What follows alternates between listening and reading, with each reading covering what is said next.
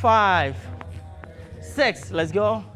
7, 8, 9, 10. Very good. Very good. Okay, so now let's go. We go 1. Let's go. Change to the side. 2. We go. 3. Very good. 4. Let's go. 5, 6. Very good.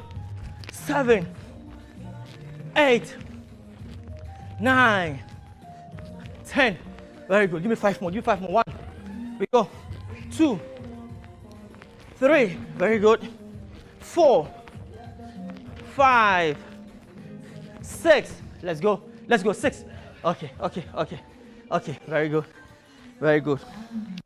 Very good. Very good. Now let's go. Let's go. Let's go. Warm up. Warm up. Let's go. Up. Up. 1, 2, 3, 4, 5, 6, 7, 8, 9, 10. Let's go. Give me 10 more. Go. Go. Up. Up. 1, 2, 3, 4, 5, 6, 7, 8, 9, 10. Now watch. Let's go. Open. We go. Let's go. Go. Go. Go. Keep going. Okay. Start counting. 1. Let's go. Go. 2. We go. 3. Let's go. 4. Good. 5. Let's go. 6. 7. Let's go. 7. Go. 8. 9. 10. Let's go. Give me 10 more. Go. Go. Go. 10 more. 1. Let's go. Go. Go. 2. Let's go. 3. 4. Nice one. 5. 6. Go. Go. Go. 7. Let's go. Let's go. 7. 8. 9. 10. Very good. Very good. Very good. 10. Now pick it up. Pick it up. Let's go. 1, 2, 3, 4, 5, 6, 7, 8, 9, 10. Let's go. Face this side. Let's go. Go. Keep going. Let's go. 1, 2, 3, 4, 5, 6. Let's go. 6, 7, 8, 9, 10. Let's go. Go. Give me 10 counts. 1, 2, 3, 4, 5, 6, 7, 8, 9, 10. Very good. Let's go. Let's go. Let's go. We have 2 more. Let's go. Go. 1, 2, 3, 4, 5, 6. Let's go. 6. Go. 7, 8, 9, 10. Let's go. Go. 1, 2, 3, 4, 5, 6, 7, 8, 9, 10. Okay, last one. Last one. Let's go. Keep going. Don't stop. That's the last one. Let's go. 1, 2, 3, 4, 5, 6, 7, 8, 9, 10. Let's go. Go. 1, 2, 3, 4, 5. Let's go. 6, 7, 8, 9, 10. Very good. Very good. Stretch. Stretch. 10 seconds rest. Let's go. 1, 2, 3. Stretch. 4, 5, 6, 7, 8, 9, 10. Hold it up. Let's go.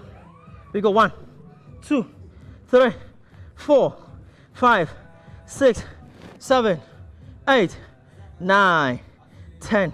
Okay, change. Let's go. 1, 2, 3, 4, 5, 6, 7, 8, 9, 10. Very good. All right, up, up, up. Okay, let's go. Stretch up. Yeah, let's go. Up. Very good. 1, 2, 3, 4, 5. Very good. Take it same way. Let's go. 1, 2, 3, 4, 5. Let's go. We go. 1, 2, 3, 4, 5. Okay, change. Let's go. 1, 2, 3, 4, 5. Very good. Let's go. Let's go. We go. 1, 2, 3, 4, 5. Change. 1, 2, 3, 4, 5. Very good. Very good. Let's go. Go. Side. Let's go side. Side. Now we go with the waist. Let's go. 1, 2. We go. 3. We go. 4. Okay. Change.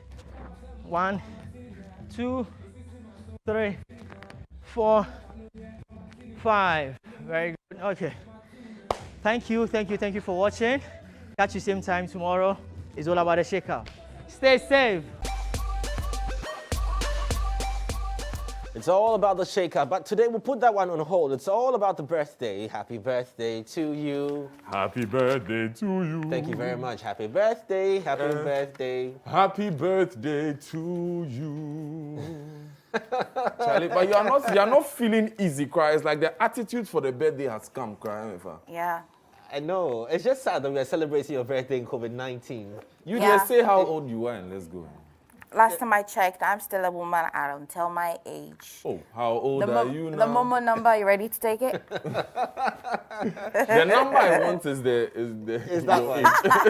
Thank you so much, though. Thank you. Yes. So hashtag Prime Morning, and you can just send that birthday wish to MFR as well. Today's her birthday. We're celebrating her. We are We thank God receiving for your gifts life. in cash, kind, Momo. We are receiving cakes. We are receiving cars. I know. We'll clear it with the DVLA That's- if nothing has happened to it. I mean, everything is clear. Don't worry. You know, registered or not registered, I like it. We will take care of it. I so like it's not a it. Don't problem. worry.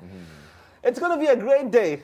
That much I promise you. Let's check out what's happening on the front of the papers. We just might see MFR's birthday surprise.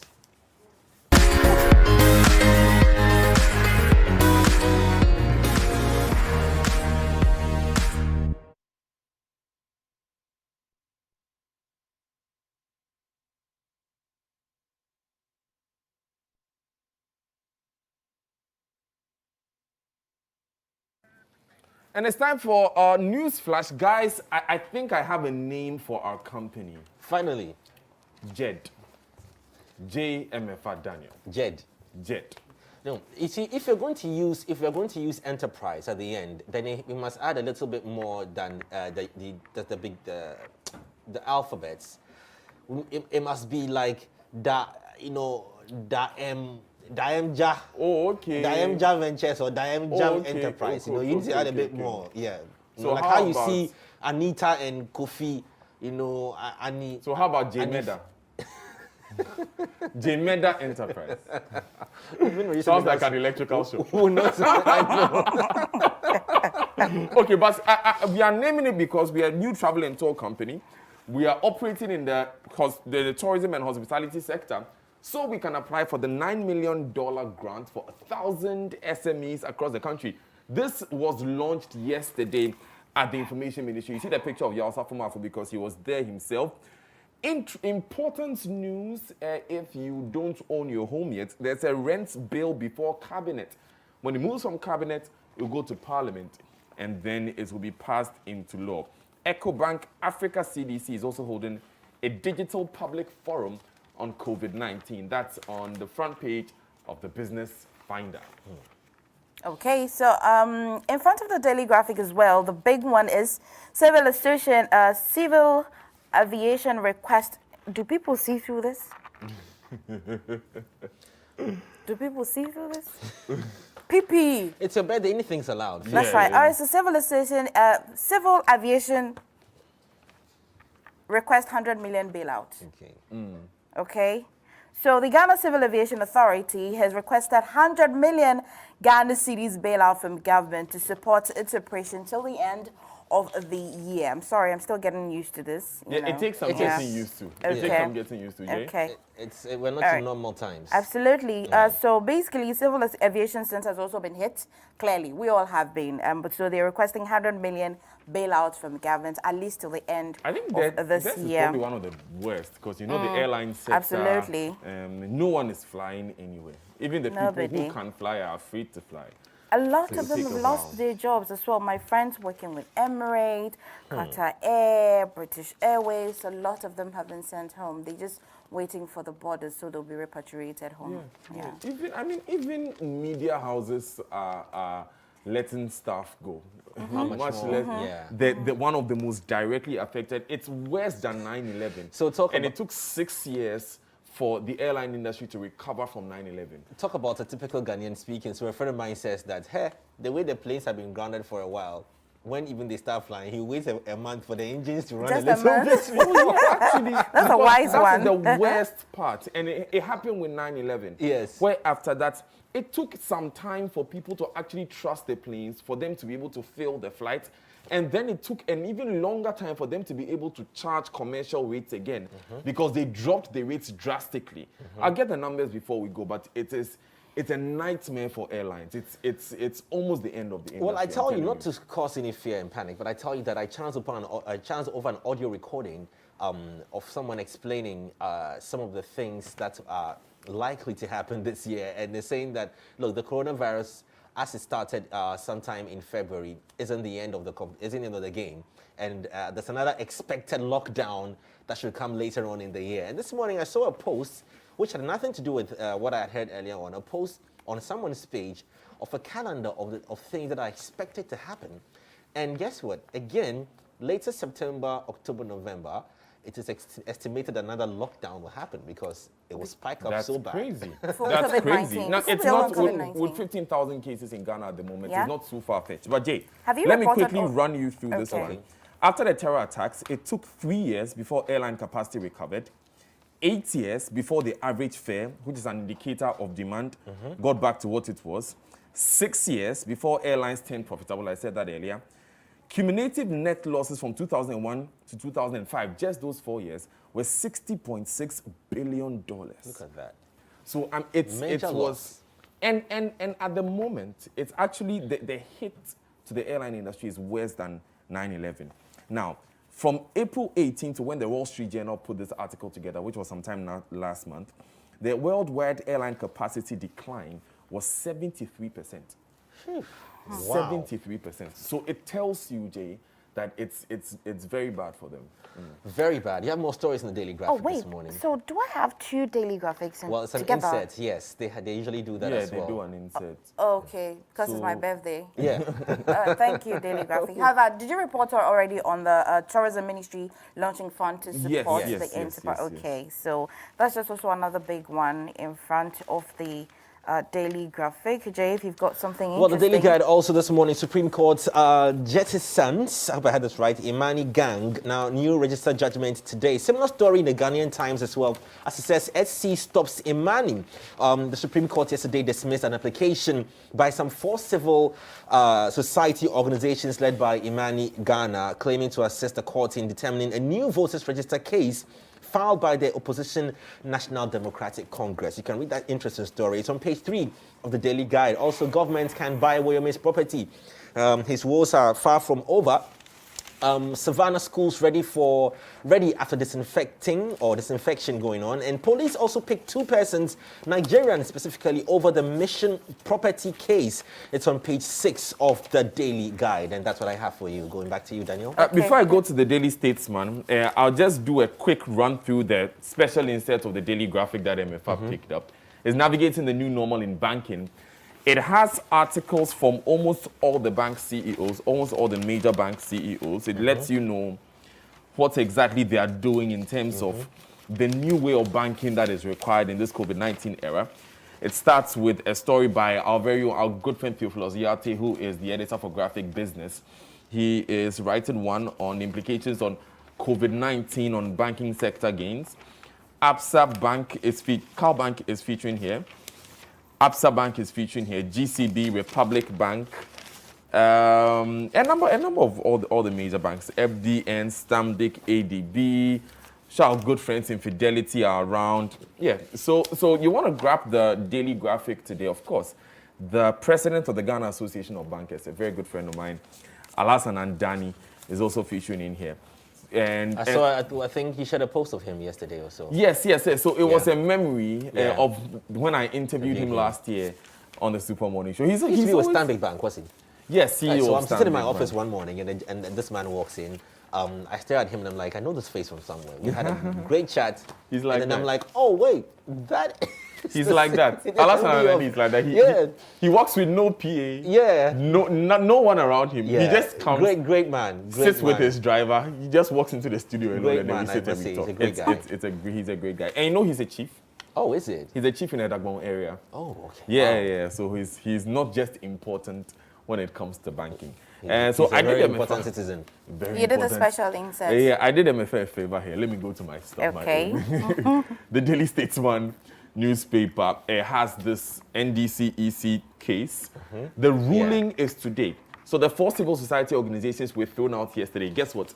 The Supreme Court said they are not neutral. Yeah.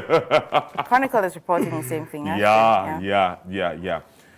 Former Dankwa Institute boss wins Kwadaso MPP primaries. You know, the Kwadaso MPP primaries could not take place on Saturday because apparently there was a problem with the album, which is basically the voter register. Okay.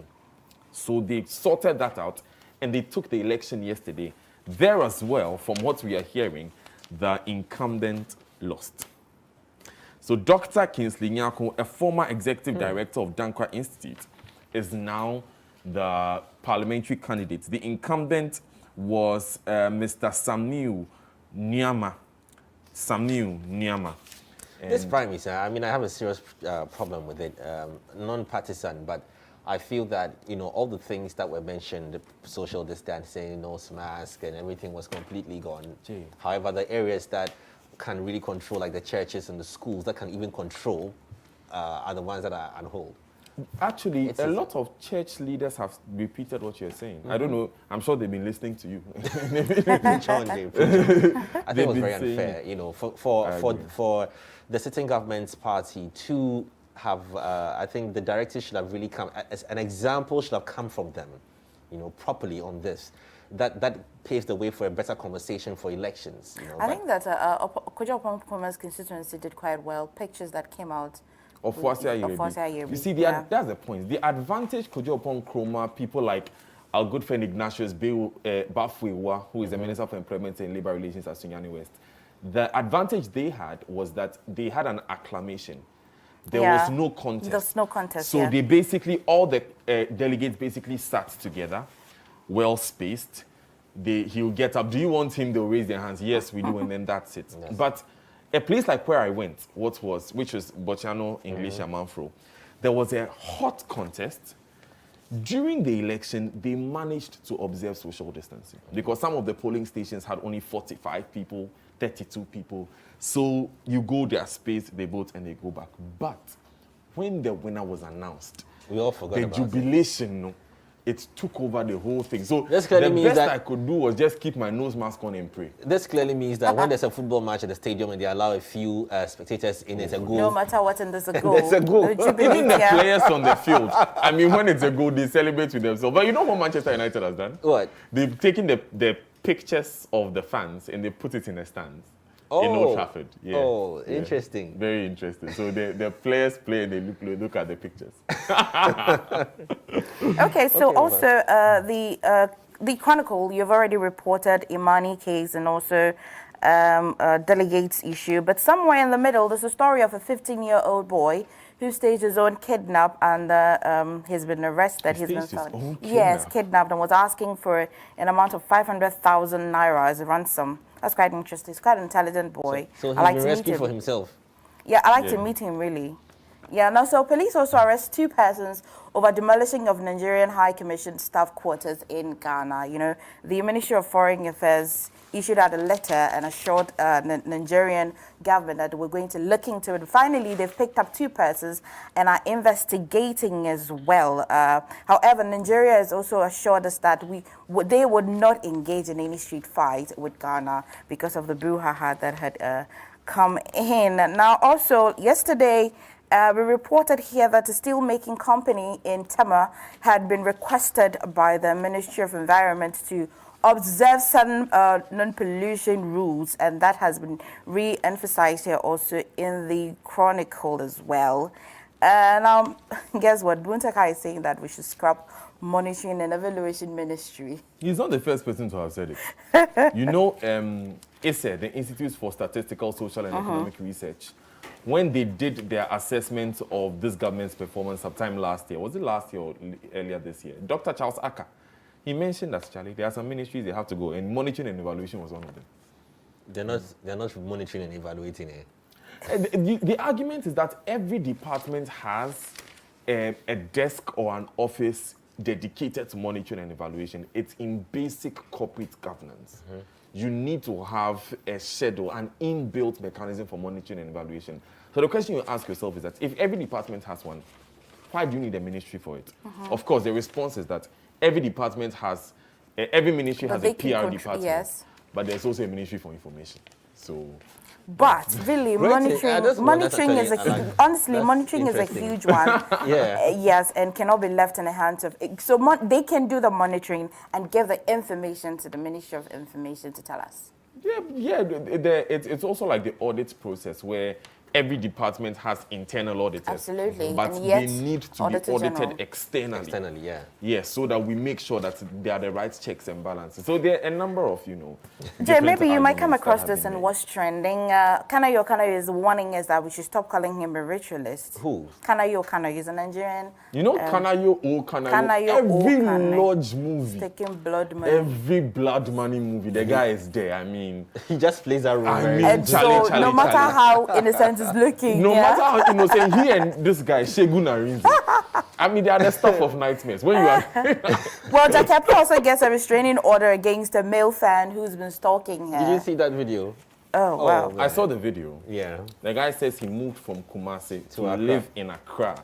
To live in Accra Because of Jackie Appiah. because of Jackie Appiah. And there was a People do tweet the from best. someone that killed me. He said when the person watched the picture of Jackie that the guy had painted or drawn, the guy said, this picture is Jackie disappear.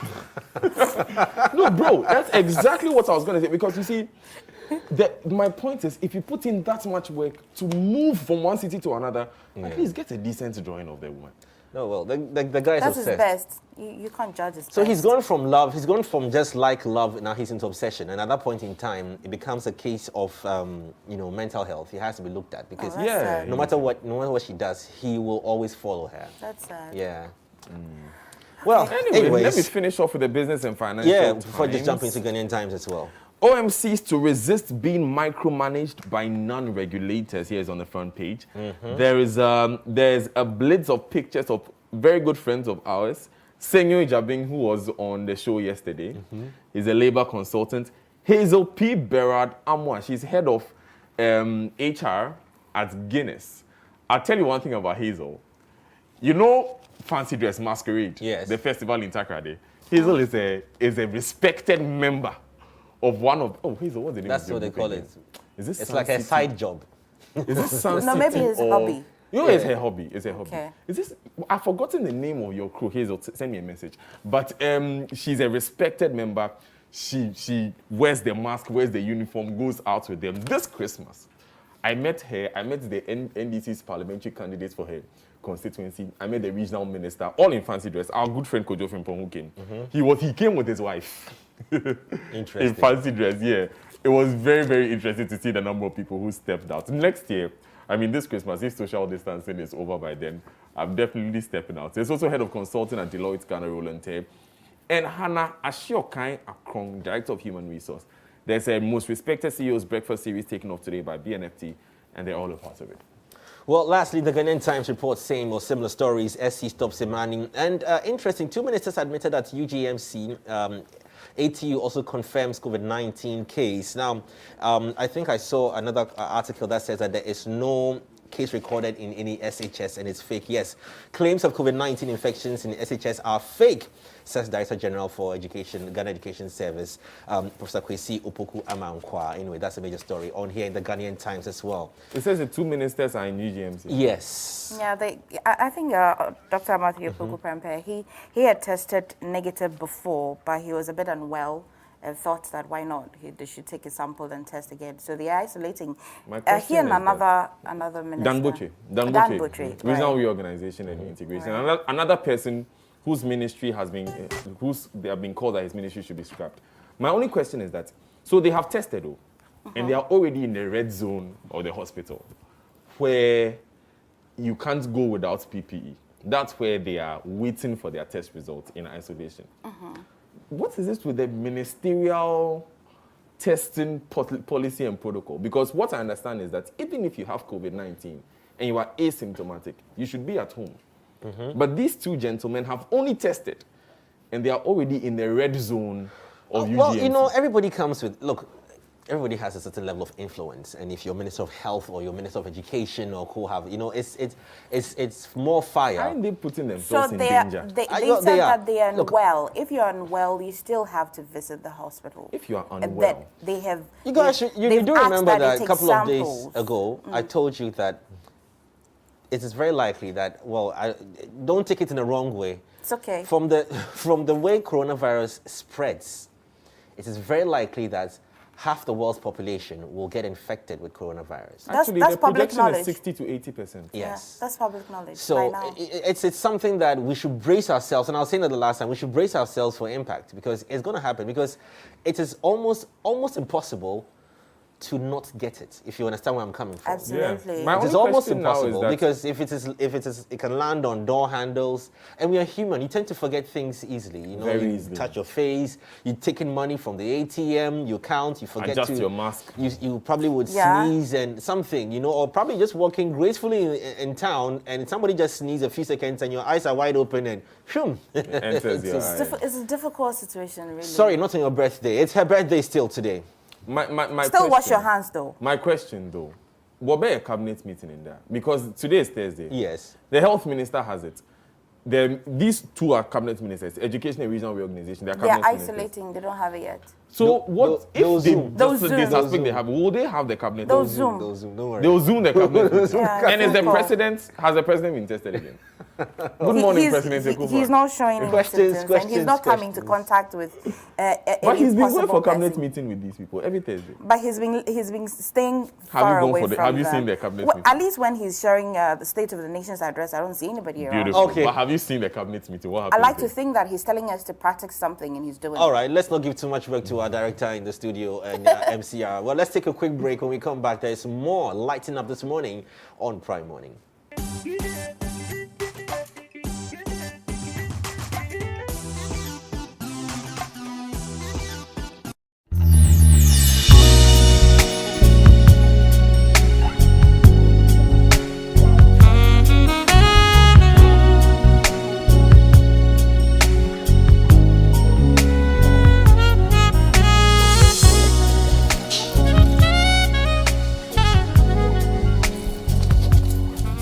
Wode wanje sɛ yɛ ka salon a wo sɛ wo nkɔ nanso wo tiri nkwa sɛ makɔ akɔhyia CB herbal soap na wonhwɛ me na ho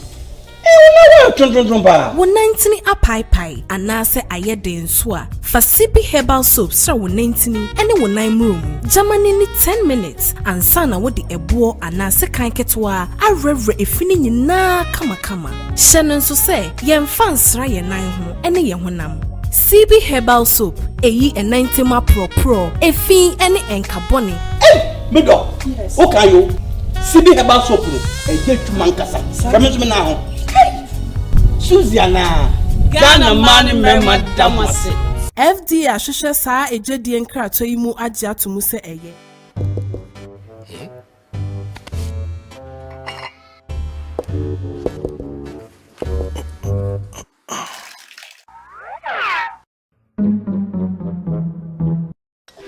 I like what I see. What are shape and curves. Give me that. Oh, It be water tank. Water tank. Water tank get meter safe. Checking water level no be wahala. mean it has water level indicator? But my tank is full, and there's water in here. I can see from the level indicator. This no be proper 3,000. Look, bring the bowls, bring the saucepans, bring the gallons and everything, and let's collect all the water. This tank, when they say 3,000, it's 3,000. And you can see the water level indicator. You wouldn't need this thing again. Beautiful, durable, with water level indicator and accurate volume of water available in several sizes. Water tank!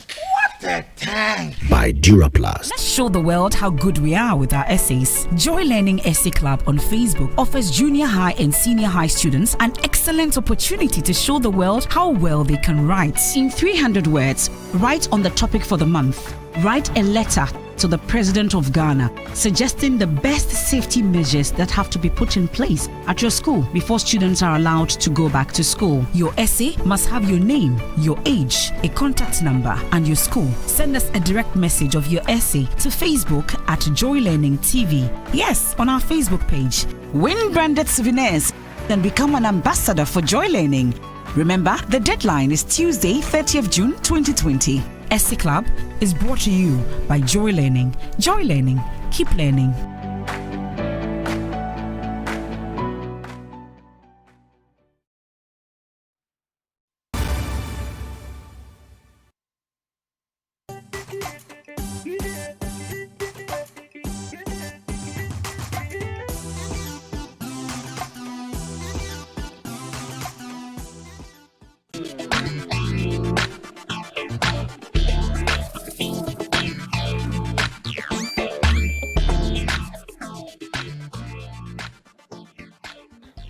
Welcome back. You're still watching Prime Morning on here till 9 a.m. My name is Jay Foley. Follow me on social media. It's jfoley2131 on Twitter and Instagram.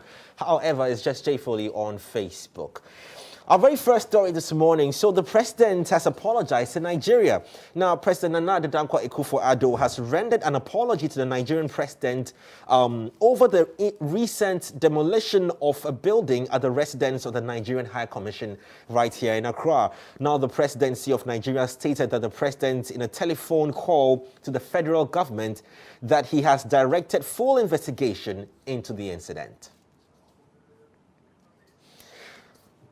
So a few minutes ago, we were talking about this stalker and a fan who's been following Jackie Appiah. So Ghanaian actress Jackie Appiah has disclosed that a restraining order has been obtained against a male fan who had been stalking her. In a video going viral, the fan had offered her a portrait he had made of her and explained that he had relocated from Kumasi to Accra because of the actress. She also explained that he had been stalking her for the past 6 to 7 months at the time the video was recorded. We have the video for you. Oh, okay. I learned you want to see Jackie Appiah. Yeah. So are you seeing her among us? Yes. What is Jackie Appiah? Hey. So this guy has been stalking me for like the past 6-7 months now. So anytime I put up a snap, he looks at the snap, he finds out where my location is and he comes there. How did you know that she's here?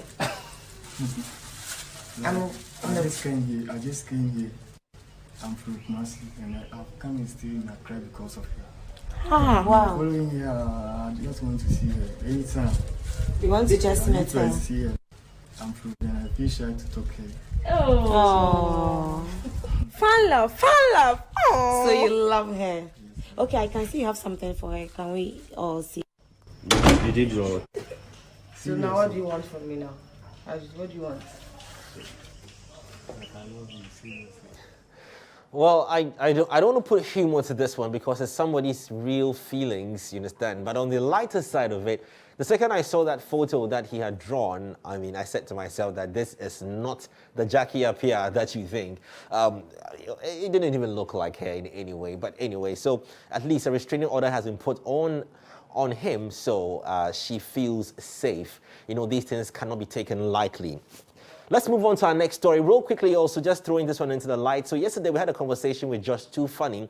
And it's been drawn to my attention that our very own Ajeze, comedian Ajeze, is also, or more like an originator of that idea, that wordplay game, the Don't Leave Me challenge. So Ajeze, sorry about that one. It's good to know that you actually brought such an idea. Probably we didn't catch the wind as, or get to my desk as well. If I hadn't got to my desk, I'm very sure would have had the conversation. But kudos to you on that idea. Brilliant one, and we'll keep producing such stuff, to also go viral. And wishing you all the best in your field. Let's catch up some time, my brother. It's good to know that you're still around. All right, so AY Poyo is also gaining some crazy recognition from Michael Blankson and Snoop Dogg. Now, self-acclaimed face of GH rap AY Poyo has caught the attention of Ghanaian Hollywood actor Michael Blankson. Now, Michael had an Instagram live chat with AY Poyo that also drew and caught the attention and got a reaction from Snoop Dogg. Let's check out what happened on social media. Make I go hard on the flow. This my song will let me blow. And yeah, Joe, when you point I went to my. Hey, they gotta go to YouTube and see the rest. They gotta watch it on YouTube to get their views up, you know? Yeah. I've hit it. This song is fire though.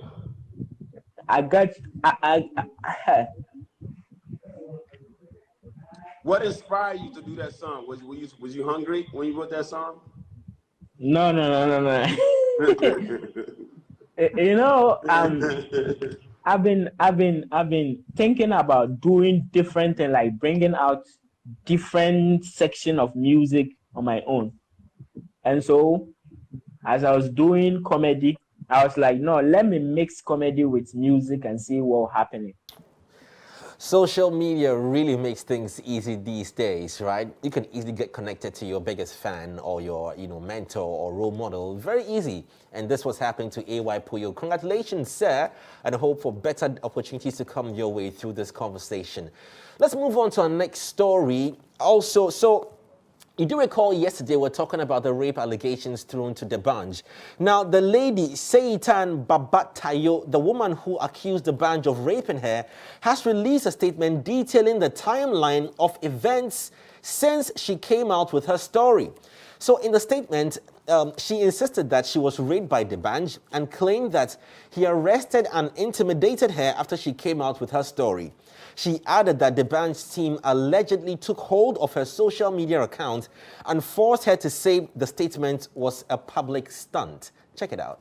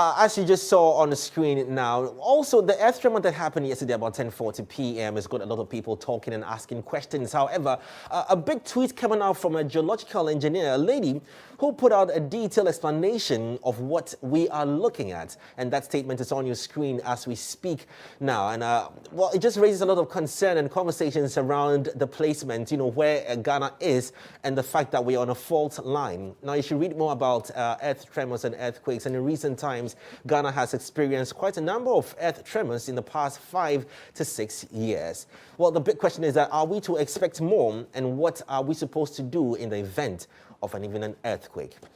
All these stories coming up. We'll discuss that later on the show right here on Prime Morning. But right now, my name is Jay Foley. We are done with our What's Trending. Coming up next is our Prime Sports. We'll take a look at the goals coming up in the seasons. Jennifer has this one. What color is this? White paint? White House. Oh my God! Take me with you! What is this? Pan! I put the cake in the pan. Pancake. R.I.P. Aunt Jemima. Take me with you! Take me with you! What size are my hands? They're small. Small hands. No, big. My hands are very big. And then what is this? A Mac. It's a Mac. Big Mac. Oh my God! Take me with you! This. It's a house. And what color is this? White paint? White House. Oh my God! Take me with you! What is this? Pan! I put the cake in the pan. Pancake. R.I.P. Aunt Jemima. Take me with you! Take me with you! What size are my hands? They're small. Small hands. No, big. My hands are very big. And then what is this? A Mac. It's a Mac. Big Mac. Oh my God! Take me with you!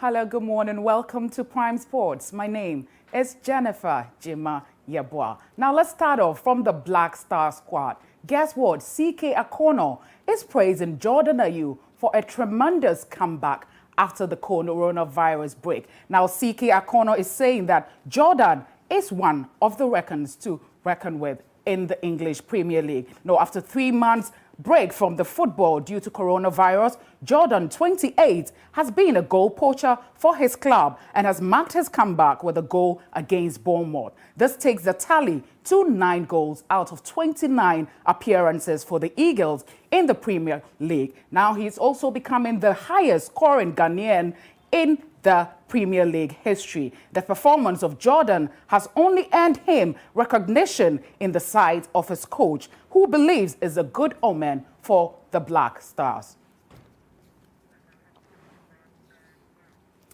Now, ex-Hearts of Oak midfielder Tariq Jibril is begging government to repatriate Ghanaians from the DR Congo. Now, Black Stars forward Tariq Jibril has called on government to come to the aid of players who ply the trade in DR Congo because they are stranded due to the coronavirus pandemic. According to the former Hearts of Oak midfielder who plies his trade in DR Congo League side TP Mazembe, the players are struggling to feed themselves and also pay rent because they are cash-strapped. Having football, all bills also on the brand. That is what is happening in the Congo. Now, in an interview with an Accra-based station, the talented Ghanaian international called on the ruling government to help evacuate them since the place is not safe due to party politics. Now, he states, and I quote, "We are stranded here in DR Congo. Our money and food is finished. We don't have anything to eat.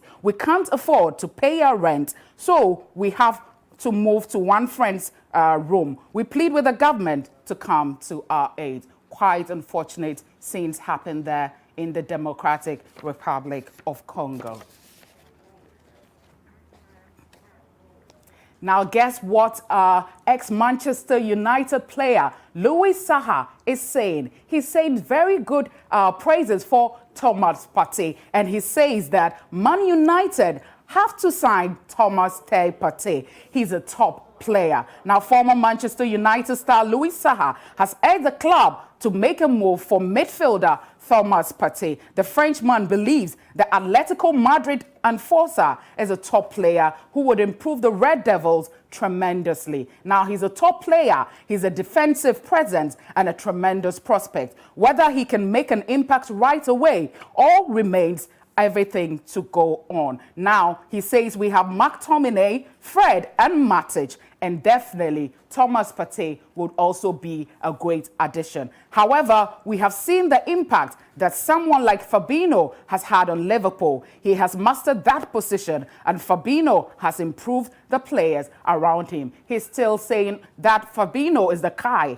who is like a rock. He defends in such a way that allows Liverpool front line to play their game and also move forward, but also he is protecting the defense. Perhaps a Fabinho-like player is already at United, but if not, then we need to find someone, whether that's Thomas Partey or anyone else. That is what Louis Saha has been saying about the Ghanaian international. Now we know that, Ghanaian international Tariq Lamptey has been making the news due to what he's been doing in the English Premier League. Now, Tariq Lamptey followed in the footsteps of Harry Kane when he made his Brighton and Hove Albion, equal in the Premier League draw with Leicester City. Now, in featuring against the Seagulls, the 19-year-old Lamptey became the first teenager to feature in the Premier League for 2 separate teams in the same season since Harry Kane in 2012 and the 2013 season. Now, 7 years ago, the Tottenham Hotspur striker who netted a 2-0 victory over West Ham also presented both Norwich City and Tottenham Hotspur in the same campaign. Now, Lamptey's debut has been a long and time coming, with the wide man securing a move to the Seagulls during the January transfer window. Now, Pineside fullback agreed to deal and join Brighton for an undisclosed fee at the start of the year, despite having an offer new to the contract by Chelsea. The club who was formed is happy for that thing.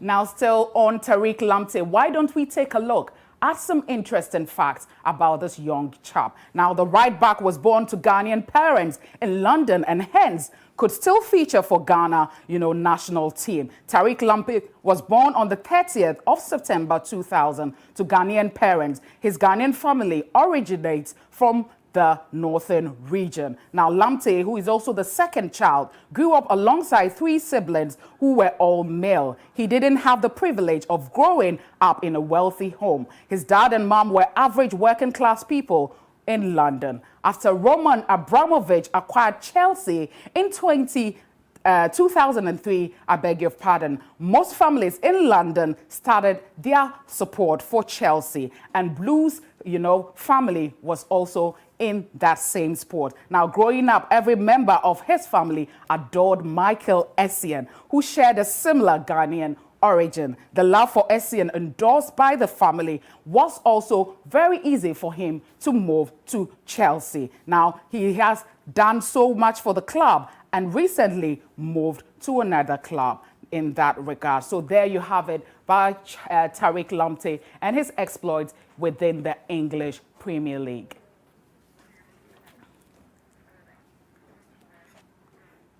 Now we all can wait for, the English Premier League to resume, and it has resumed. We're excited about it. Last night, some games did happen. Let's take a look at the highlights. Now, Manchester United versus Sheffield United ended up in a 3-0 victory for Man United. Martial scoring a hat-trick there. And then Liverpool against Crystal Palace as well ended in a 4-0 victory for Liverpool. Trent, Salah, Fabinho and Mane scoring in that game. Now, Real Madrid against Mallorca ended up in a 2-0 victory for Real Madrid with goals by Vinicius Jr. and Sergio Ramos. Let's take a look at the highlights. Wide at that far post. What an opportunity this is. His first. I didn't find him. Mallorca were the visitors to take on Real Madrid in the Alfredo Di Stefano Stadium on Wednesday. Early chance for Karim Benzema. Gareth Bale with the next opportunity for Madrid, both well saved by Reina, the veteran Mallorca keeper. Mallorca showed gumption in attack too. Here Baba testing Thibaut Courtois. But when Luka Modric found Vinicius Jr. and Bale got out the way, Vinicius showed his finishing skills, sometimes he's often criticised for. There was a possible foul, so the Mallorca players felt, on Dani Rodriguez in the build-up. Vinicius making no mistake. Could have made it 2-0, superbly set up by Karim Benzema, but would hit the crossbar. In the second half, Ramos would assume the responsibility of taking this direct free kick. His precision was spot on, 2-0. Takekubo showed real signs. So that was the highlights of the games last night. I'm quite excited, Inshira. Do you think it's in the bag for Liverpool already? I think it's a bit tricky because they still have to play a very important game next. Absolutely, but I mean, they're hoping to win the league, and the next win will guarantee that. But they have to play Manchester City, so we'll live to see. But we'll never know. Do you know the difference in points between Man City and Liverpool? I know it's about 9 now at the moment, yeah. isn't it? It's more than that. It's come down to it's now 7. Man City or Isn't Liverpool? it? No, absolutely. It's more than 20. Oh, so, for real? Yeah, it's already in the bag. It's in the bag? Yeah, Oh. 22. No, but It is okay, in the bag. to be crowned ahead of the 38th game, they need one more win. Yeah. Right? That's that would be, the next game. Or at least they can defer that beyond the next game because they have to play against Manchester City, who are on some serious form. They're dissecting everybody just like that. Yeah, but of course, they're not a match for Liverpool. I don't know what you're talking about. I can sense your bias. So that will be all by way of sports. Before I sign out, my beautiful clothes it's by Trendy Avenue inside Nyaniba Estate. And my hair is by Envy Hair. Thank you so much. All right, so it's time for business, and happy to be here with you. Now, one of the 4 core pillars of marketing, of course, we all learned that you have to have a product, you have to have a price, you have to have promotion, which is people to know about it. And the 4th thing is the place. So distribution is critical. It is often said that everywhere you go, you'll find, a Coca-Cola, no matter how far away from the city you are. Melcom and Hollard Life bringing insurance to your doorstep. They have signed an MOU to have Hollard Life available at Melcom stores across the country. So insurance just made its way into your neighborhood. There's more. The impact of COVID-19 on the economy is unfolding with every passing day, and it's quite difficult to really understand the complete effect. The insurance sector is also impacted with premium collections falling, given the prevailing restrictions. It is for this reason that the Managing Director of Hollard Life, Nasiru Idrisu, is supporting calls for extension of the June 2021 deadline for meeting the new minimum capital requirements set by the regulator. I think that Ghana is not in isolation as far as the impact of COVID is concerned. Other countries have started doing this already. Our regulator is very responsive. And already there are a lot of work going on now, and I believe pretty soon there will be some announcements to that effect here. Remember, we are a global giant, and we have the capacity, we have the pedigree to meet it. However, as I said, the COVID's impact is not just peculiar to Ghana. It's across board. Our regulator is listening, is watching and know what is happening. The extent that is affecting businesses, they will definitely be responding to this appropriately. He was speaking at the Hollard Melcom partnership launch, which seeks to sell Hollard insurance products using the Melcom shops across the country as retail centers. Patience Achianu is Group CEO of Hollard Ghana. With this partnership, many households who previously did not have access to insurance products will start easily being able to access insurance. And this will contribute significantly to the very low insurance penetration that we currently have in Ghana. And what this seeks to do is to provide insurance products across selected Melcom shops in the country via what we call Hollard on-the-go booths. On his part, Group Chairman of Melcom Ghana, Bhagwan Kupchandani, says the outbreak has rather had a positive impact on the sale of essential items at his outfit. It's still a busy place.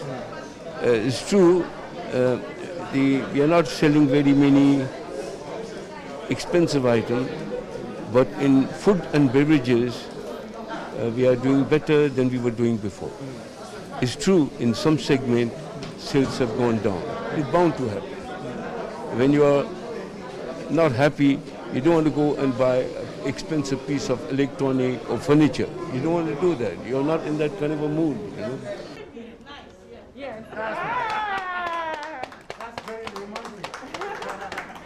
Bismarck Ausa, Joy Bis. Well, as you can tell, now insurance is more readily available in your neighborhood. And that's quite an interesting development as far as trying to get innovation into the insurance sector and making it accessible to everybody. Next, I'd like to take you to the space of oil and gas. Now, the Public Interest and Accountability Committee, which is a constitutional body but made of citizens like you and I, whose job it is to really look and scrutinize how well we're spending the monies we're making from the oil and gas sector. And for some time now, they haven't been very happy chums because the receipts that we've been getting from the oil and gas sector has not been applied the way it's been expected based on the laid down policies and laws. Here's more.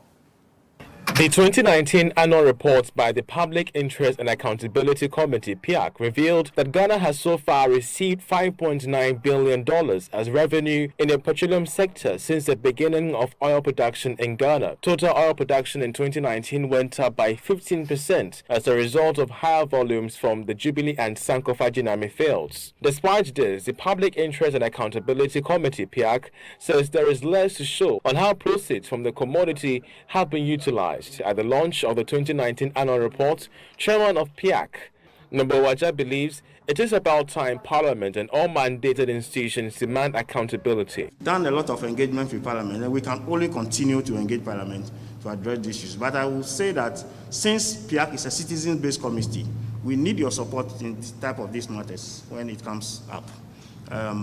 That is the only way probably we can put much pressure on Parliament, because Parliament also represents us anyway. So if we, the committee, present issues to Parliament and there is a seemingly lack of interest, or maybe the interest is not so high in Parliament, I think citizens' backup will also be useful in putting some pressure on Parliament to act. And I think it is the very reason you are preferred. That is why we are also saying so.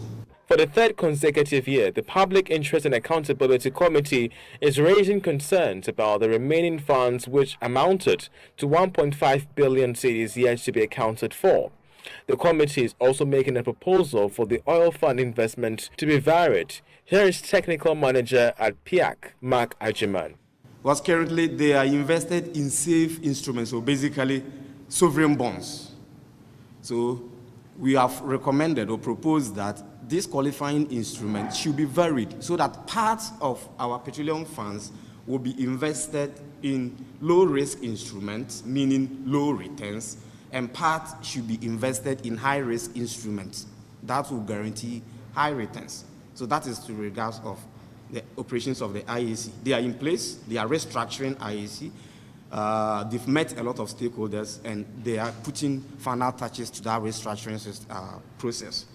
Meanwhile, gas production in 2019 was the highest in the country.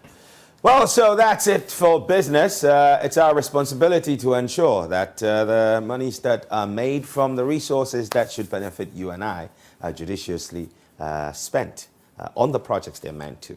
And PIAC is clearly not excited about how things have been going so far. But we're going to take a break now. And when we come back, we'll be bringing you Beyond the Headlines. And today, we're going to focus on life beyond recovery. Now, we've had a spike in the numbers of recoveries. And maybe it's time to interrogate the signs and learn more about it. And Daniel Dazi will be bringing you that. And also, in case you slept through the night and didn't feel it, there were 3 earth tremors. I know people who got super religious, including people very close to me right now. But we'll learn more about what tremors are and how you can stay safe in case it escalates into a full-blown earthquake. Stay with us on Prime Morning. My name is...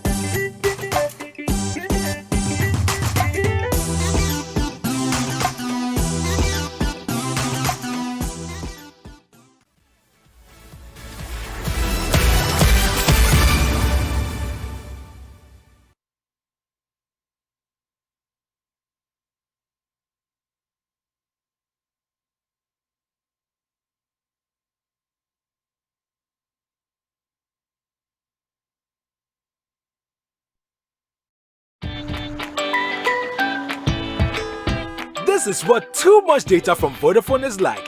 What? Me say Jai, it became putu. Do you know what? There are plenty extravagant pre-wedding photo shoots on social media. They had all this lovey-dovey hashtag.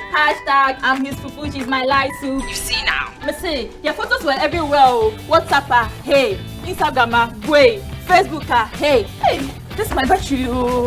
After all this, the guy didn't even show up for his own wedding. You better sit down for what I'm about to tell you. It is shocking. The man is... Oh! Too much data is now double the data at the same price with too much data for the day and too much bonus from midnight till 4 a.m. Get 3 GB data for 10 cedis, 8 GB data for 20 cedis, and 20 GB data for 50 cedis so you can stay home and stay connected. The only thing you need to worry about is keeping your battery up. Introducing Cerelac Biscuity, the new baby cereal from Cerelac, with a great new biscuity taste that babies absolutely love. And of course, it's fortified with iron to support babies' healthy growth, just like all the other nutritious Cerelac flavors. Cerelac, big nutrition for small tummies.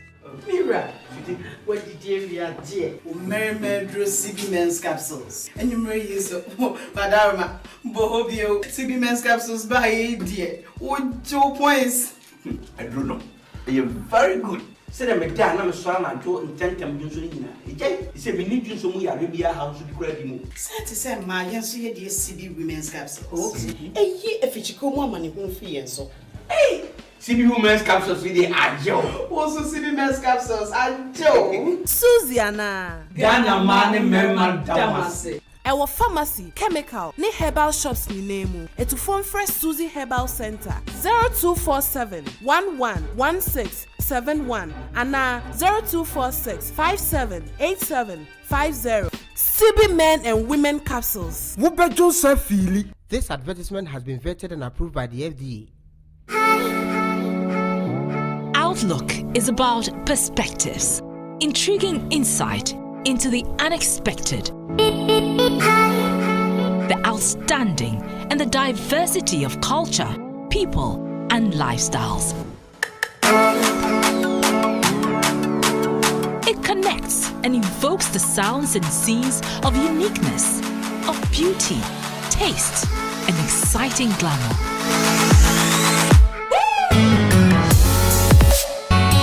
It is life as we live it every minute, with every breath. Just exhale on Outlook.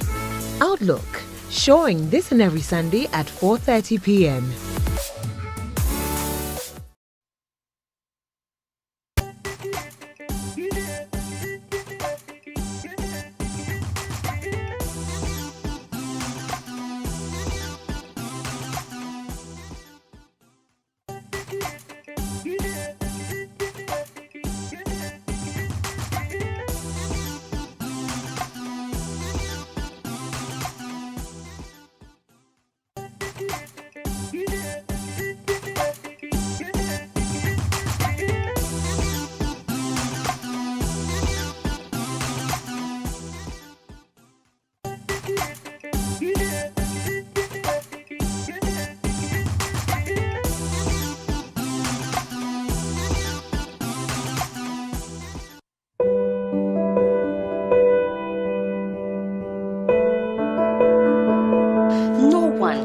No training, no amount of preparation can get any professional ready for this kind of pandemic. We feel safe because you know you are there. Thank you, all our frontline health workers. I want to say thank you to the first responders and the ambulance crew rushing to situations unknown. The call center operatives who stay on the other end of the phone lines 24/7. Thank you. To cleaners at the hospitals and in isolation centers. Today, your job is more dangerous than ever. Thank you at Benami. We feel safe because we know you are there. Thank you, all our frontline health workers. Thank you, thank you, thank you.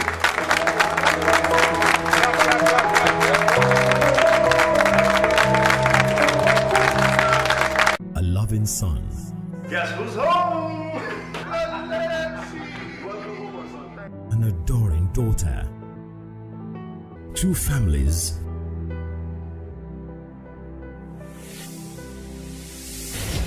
At war. Never you refer to me as your friend ever again. Decides to sell his business, but there is a snag. What are you doing in my office? A past betrayal has sent these two families on a warpath. We have not seen each other in 20 years. What's going on? Now, their children's love draws back the agony of the past. I do not want to ever see you with my daughter ever again. So you went to see her? Nobody went to see anyone. Where are you going? To see her.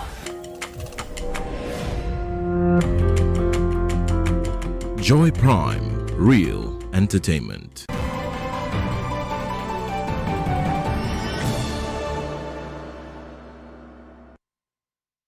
Hi, this is Beyond the Headlines on Prime Morning. Thanks for staying with us. I'm Daniel. Now, there's a key part of this COVID-19 conversation that we need to focus on, especially now that we have more than 10,000 persons who have recovered or have been discharged. What happens after the COVID-19? I read an interesting article about how there are actually repercussions of this disease on your breathing, your lungs, your blood. these are things we need to be educated about. And so we've assembled a panel of experts, as we always do here on Prime Morning, to give us that education we need about COVID, especially after you have recovered from the disease. More reason why you need to be extra careful. Also, like Inshira said when he was ending Talking Business, look, last night I had people text and ask if it was the second coming of Christ because Accra was shaken. Literally, I'm talking about a 4.3 earth tremor on the Richter scale that was experienced in parts of Accra. I'll bring you the details of exactly where it was experienced, why it's an earth tremor, not an earthquake, and the most important thing, we've been seeing a number of these in the past few years. Is there a large quake somewhere in the near future? That's the education we're going to get this morning. But let me start off with Dr. Kezia Maum. Dr. Kezia Maum is a senior public health physician, and she's going to give us some education about COVID-19, particularly after recovery. She's also the lead of the contact tracing team. Dr. Maum, good morning. Thanks for joining us. Good morning, and good morning to your listeners. Thank you for having me. It's very great to have you here. Now, in the first place, we've had a lot of conversation about what happens to someone while they have COVID and how someone can get COVID. But very quickly, after someone recovers, like these 10,000 people, what happens to them? Really, after they recover and after they've gone through the whole period of isolation at home, they're supposed to integrate back into society and do their normal things that they do, whilst undertaking all the precautions that we all have to take in terms of the spread of COVID. And basically, they have to be recovered fully. They go back and live a normal life. That's what is expected to happen. Now, Kwame Sapon-Siedu is also with us. He's Health Fellow of Center for Democratic Development. Kwame, good to have you back. I read an interesting article earlier this week about some new findings about the effects of COVID on your health, even after you've recovered. Being an erudite health expert that you are, I'm sure you've seen it. And what does this tell us about this disease, which last time you said is defying all of our medical knowledge? Thanks for having me. I'll go back a bit to the virologist who is credited to have led the discovery of Ebola, Peter Piot. He is also known to have been the first chief executive of UNAIDS. He gave an interview and wrote an article in which the title was "When the Virus Got Me." And this is someone who has been fighting viruses all his life, from when he was 27 years old till he's 71 now. And if you read it or listen to that interview, it was clear in his mind that he hadn't seen anything like COVID. And at a certain point, he's clear in his mind that he wondered whether he was going to exit by a virus, the very pathogen that he had spent all his life as a scientist, a virologist, and a United Nations policymaker fighting.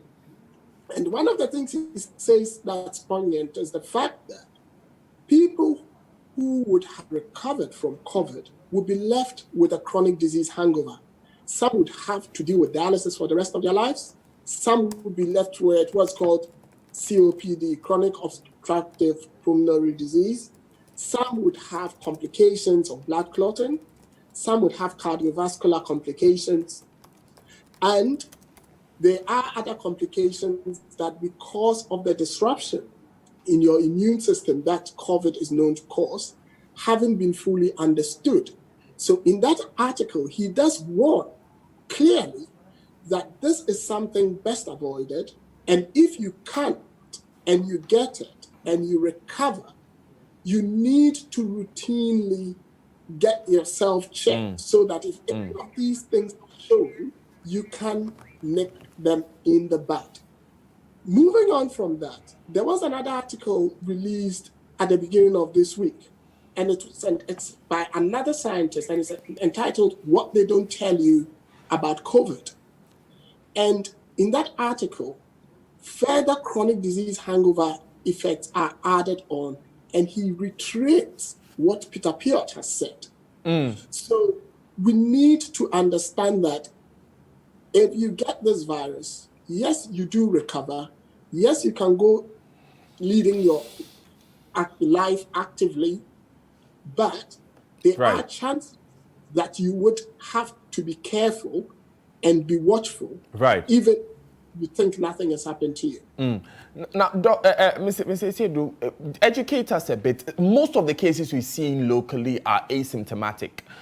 Is that a factor we are to consider in the long-term effects of COVID-19? For instance, if I get no symptoms and I get the disease, I recover after 14 or so days, am I still going to get some of these effects?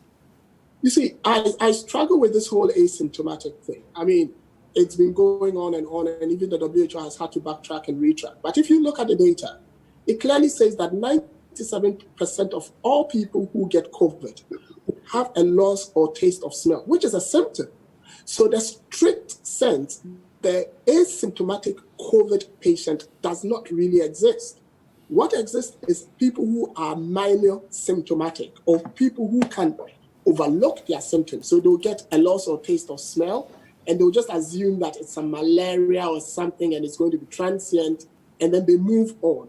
Because the way the disease progresses, after day 10 of the infection, when you either get better or about 10% get slightly worse and may need hospitalization or some more close treatment. Having said that, even when you look at x-rays of those who are said to be mildly symptomatic, and that is where that article about what they don't tell you about COVID comes in. Right. A lot of people have been studying the mildly symptomatic people, or what we call asymptomatic people, and they are finding out that when you take a chest x-ray, you're seeing considerable fibrosis in the lungs. What does fibrosis mean? What does fibrosis mean? There's a lot of fibrous tissue forming, which impedes your breathing process down the line. Which means that later in your life, it will be difficult for you to breathe. Is that what you're saying? It could be, yes, it could be difficult for you to breathe. And that is what I was going to. From that article, if you look, and from a lot of other papers I've read from John Hopkins and London School of Hygiene and Tropical Medicine, nobody is clear whether it's just a transient. What you mean by transient is it's happened because the virus is there and it's going to go away, or it's going to leave permanent scarified tissues in the lungs, which then means that you are going to have some respiratory problems.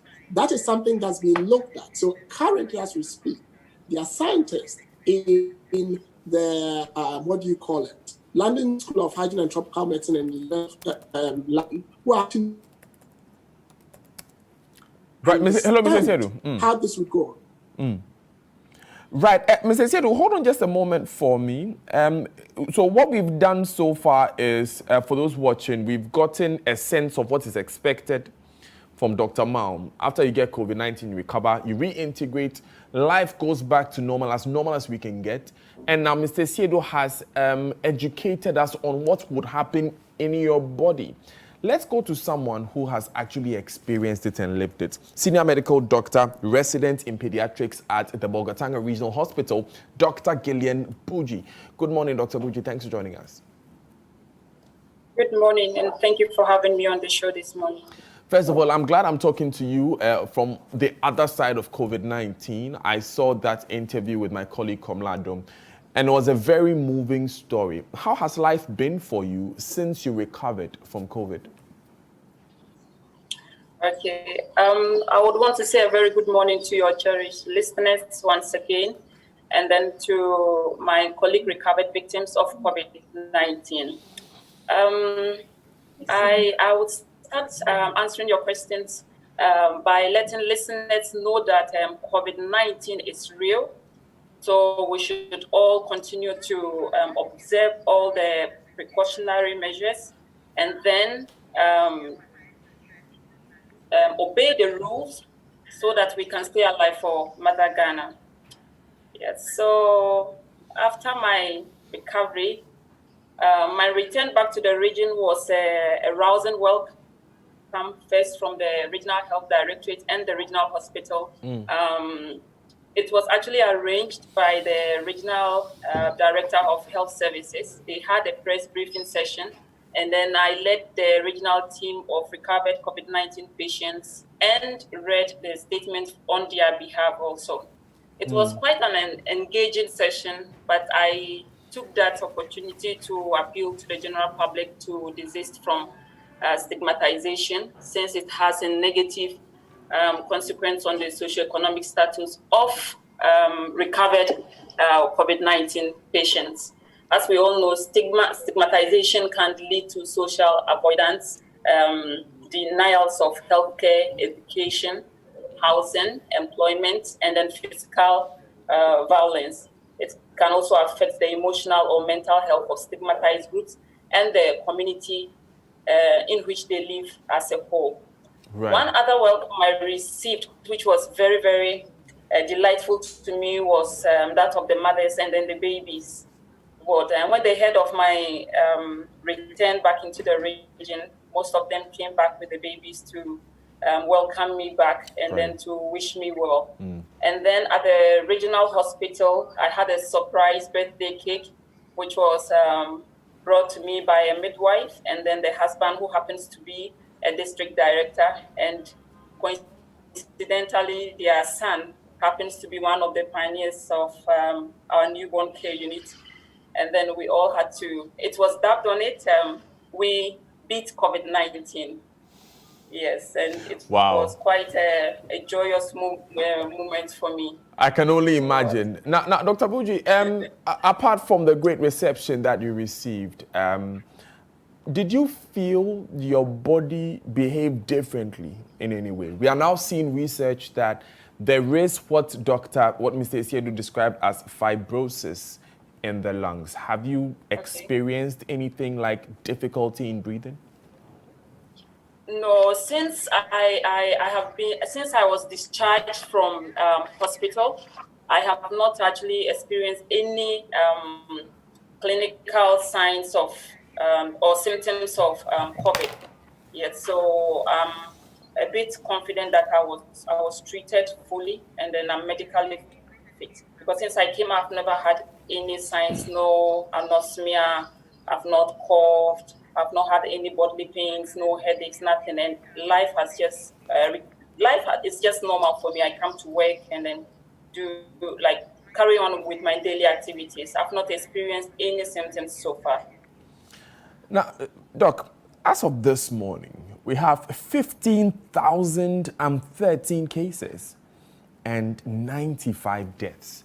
It's great to hear that you're doing so well, but these numbers do suggest that, as you said earlier, beginning your submission, people may not be awake yet to the reality of COVID-19. How does this make you feel? Well, it is rather unfortunate. And then to all those who really think that COVID-19 is a hoax or does not really exist, should really have a change of mind, because I have actually gone through it, and I don't think anyone would want to go through the kind of experience I actually went through. I wouldn't even wish it for my enemy. So the most important thing is for us to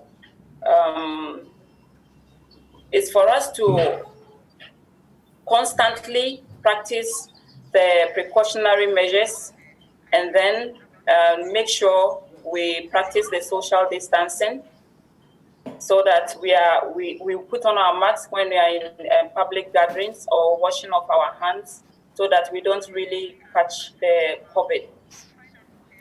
Now, let's go to Dr. Malm on this. Dr. Malm, as head of the contact tracing team, you often interface with the public. And first of all, there are two things I've observed the most. People don't believe it. And then when people hear, the stigma is so high, it even extends to the contact tracing team. Can you tell us a bit about this? Yes, thank you once again. Like Dr. Boogye said, COVID is real. And unfortunately, we have instances where people don't think it is real. So how it affects us is that, one, the likelihood that somebody with early symptoms will get up or will make a call to just check if I really have COVID is hampered. Once a diagnosis is made, accepting it sometimes is difficult. We have situations where people are in denial, where you, especially if they are not severely ill, where you've called the test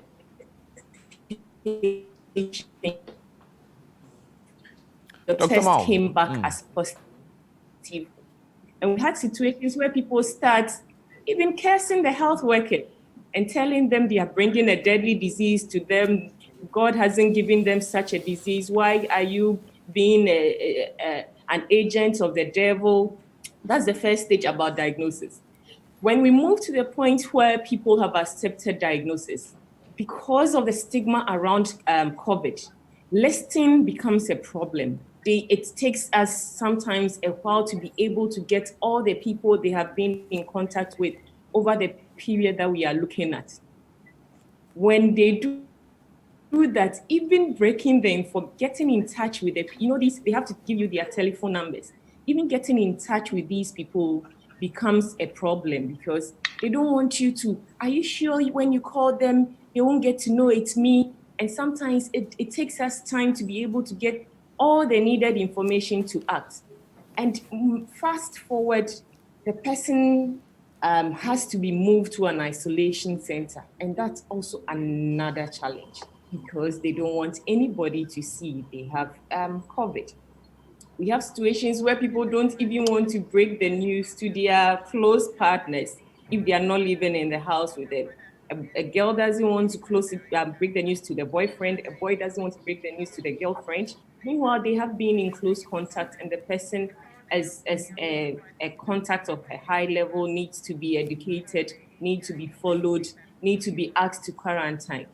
And even to the extent that when they are treated and they have to go back into the society, there is so much stigmatization that people don't want people to see that they are coming home. And in instances where we've seen some, I'm hoping that this is going down as we move on, but this is something that is really happening. Right. Now, Dr. Mal, I understand, and I'm just learning that you are currently in quarantine. I was in quarantine. I'm out of quarantine. So I happen to be in contact with the case. So I had to observe the 14-day quarantine and I had to test. It's not, you need to be in it to, I appreciate what Dr. Boji is saying. Thankfully, I wasn't tested positive. I think it's a different thing when you are tested positive. And just to also comment that this is a new disease. We are still learning about it. And the sequelae, the complication, or anything that will happen after, we are still learning. We don't know. I'm hoping and praying that we don't get complications like Mr. Esiedu said for people who have recovered. So it's very early stages. And sometimes just before I land, when we say this today and next week we come up with new information, it shouldn't be seen as backtracking. It should be seen as learning new information. We continue to learn. I hear. I may learn something that we totally didn't know now. That's what COVID is about. I hear Dr. Esiedu commenting on what you're saying, and it's Dr. Esiedu, pardon me, for reducing your rank earlier. Oh, no, I normally prefer just to be called Kwame. It sounds me very, very, suits me very well. Okay, Kwame. In that case, we'll go ahead there. I just, on this point of people not taking the disease seriously enough, I learned that you were actually friends with the brother of the medical director for the Kwadaso SDA hospital, Dr. Boateng, who passed. Now, his brother also passed a week after, the presiding member for Oforikrom municipality, and assembly member for a part of Kumasi I know very well, Ejija Ahimbrono. I've walked and driven through Ejija on countless occasions. How did you take the death, first of all? And how do you feel when you see people like this dying and people are still not taking the disease seriously enough? It's a very difficult question you've asked me. Let me put on record that both Harry and Willie are not just friends. In fact, our parents are paternal cousins. Their dad was sat next to my dad all through my mom's funeral and all through my mom's 1 year. I was in the same class in University Primary School from class 1 to class 6 with Agenda. I taught Harry. These are recorded things. Those who know us in basketball will tell you. We were somewhere in the lights who taught him how to dive at swim. Agenda shared a desk with him. And even when I registration, he was one of the people who signed the securities. So it's been difficult, extremely difficult. And I would have rather not spoken about this, but since you've asked, it sends a chill down my spine. I never wanted anyone to become a statistic. But in everything I've said and I've done, I never felt that this was going to get as close as it's ever gotten to me. But rather than make me feel crestfallen, it's actually galvanized me. Because to watch Harry being buried the way he was, and don't get me wrong, that was the right thing to do because we are dealing with, like Dr. Mao said, we're dealing with a microorganism for which we have very little understanding. So irrespective of who you are, the wider society has to be protected. But when I move on and I see people not exercising the precaution that they need to exercise on the basis of the fact that this is something that can kill you, or if it doesn't, can maim you, or even if it doesn't, can mentally scar you. If you heard Dr. Mam say it's the experience of going through a quarantine, being on your own, and all the things he was talking about, the stigma, is phenomenal. I have worked as a practicing pharmacist part of my life, and I've dealt with mental health cases. I've worked in prisons. I understand clearly how mental health can modulate human behavior. So when I see people do these things and play down this pandemic and think that they're going to get away with it, I only wish and hope that they don't get infected. Right. But with the sort of community spread that we are having currently, sometimes I think that my hope is just wishful thinking because the streets are not safe. If you go by what Dr. Malm said and people are not even willing to give their contacts out, right. How do you know that someone hasn't got into contact with someone who's tested positive and has been in a trotro with you? How do you just know that? And that is what we need to do. I've moved away a lot from this whole notion of, oh, it's the responsibility of X or government has to do this. No. Right. Now we are in a state of war. Right. And you have to have your own Swiss Army knife and protect yourself. Your Swiss Army knife is your water to wash your hands, your face mask, sanitizers, and social distancing. You've got to use them as and when they are needed and repeatedly. Because without them, you're putting yourself and everyone else at risk. Now Kwame, there's so much that I want to know with this disease. So let's give ourselves some 3 minutes very quickly to deal with these issues as quickly as possible. First of all, death rate is going up. I read on your page once about a condition called hypoxia and how happy hypoxia and how that could be contributing to the spike in death rates. Explain that for us, please. You see, it's a very confused, like all of us agree, this is a disease for which no one really understands, but there is a syndrome that's happening whereby people's oxygen levels in their blood is going down. They are not showing any signs. The only thing you see is that they become very jovial and they're laughing and other things. And unfortunately for the black man, you don't go blue when your oxygen levels are going low because of the pigmentation of our skin. So you may not know. Next minute, you start getting breathlessness. Next minute, by the time you get into hospital or an ambulance gets here, you get there, if they are not able to oxygenate you quickly, then unfortunately you would start going to crisis. So this is what the happy hypoxia, I don't want to make it more complicated. It's just a low oxygen level that you don't realize, but the only thing you see is that you become more jovial than normal, you're laughing and all that, and it's lethal. I'm scared already because I'm a very happy person, generally in life. Kwame, but it's about you being more happy than your normal predisposition. That's how I see it. I take it as a positive sign sometimes, but that's just on the lighter side. Should we be getting pulse oximeters in the house to check our oxygen levels every morning? Well, I would say yes and no. I know, for example, in the UK where I live, a lot of people are buying these things to check. I mean, people are even becoming a bit more serious and are using things like spirometric equipment off eBay and all that. I would not really say that we've gotten to that point yet. What I would say is that be mindful of the symptoms. Please, if you get loss of taste and or smell, don't assume it's malaria. Don't go to the pharmacy shop. I'm a pharmacist. I would like the money if you come to me, but I don't want you to come and infect me.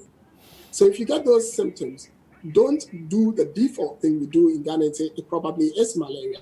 Under these circumstances, say it's probably COVID. If it's not, at least you've protected yourself and others. That is the sort of approach I want us to take, rather than wait till you get to day 10, you start getting worse, and then your oxygen levels start dropping. And then if you measure your oxygen levels and rush to the hospital, it's probably already getting late. So let's know the early symptoms that allows us to act properly. Right. Kwame, thank you so much. And that'll be our final word with Kwame. Thanks for joining us this morning. Dr. Buji, in wrapping up with you, Dr. Buji, there's a part of that conversation with Komla that stays with me. When you admitted in that interview that I know I was going to die. I knew I was going to die. Take us through that experience of living with COVID. Okay. Yes. So at a point in time, just like Doc rightly said, my oxygen level started going down. So I started desaturating. And then luckily for me, I had a pulse oximeter. So I checked. And then that was where I realized my oxygen levels was actually going down, and I was actually having difficulty in breathing. And that was when I knew that, yes, okay, this could be anything at all can happen. In the news, we would hear so much about the number of patients that had passed on, and hearing the number of patients that were recovering, and then also I was really, really frightened, and I really felt I was not going to make it. But one way or the other, I would want to appreciate the presidency once again, Ghana Medical Association, that's Dr. Titus, especially Dr. Amma Edwin, Dr. Kojo Apia Kubi, the regional health directorate, Upper East Region, the COVID-19 medical team here at the hospital, the medical management, regional hospital management team for prompt intervention, and then for me to be airlifted to Accra. We are so grateful to them as well, Dr. Buji, for delivering you to us in the end. I wanted to quickly get this answer in 30 seconds, if it's possible. You're a pediatrician. How can we keep our kids safe?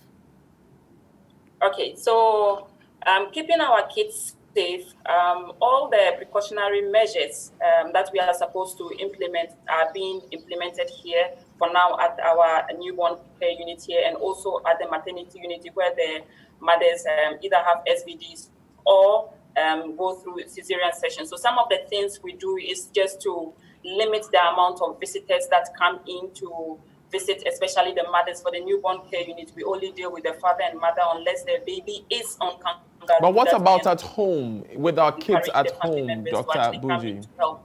Yes, at home. So we are also encouraging the washing of hands. We are encouraging putting of masks when they are in public gatherings, and then using of the hand sanitizer also when appropriate.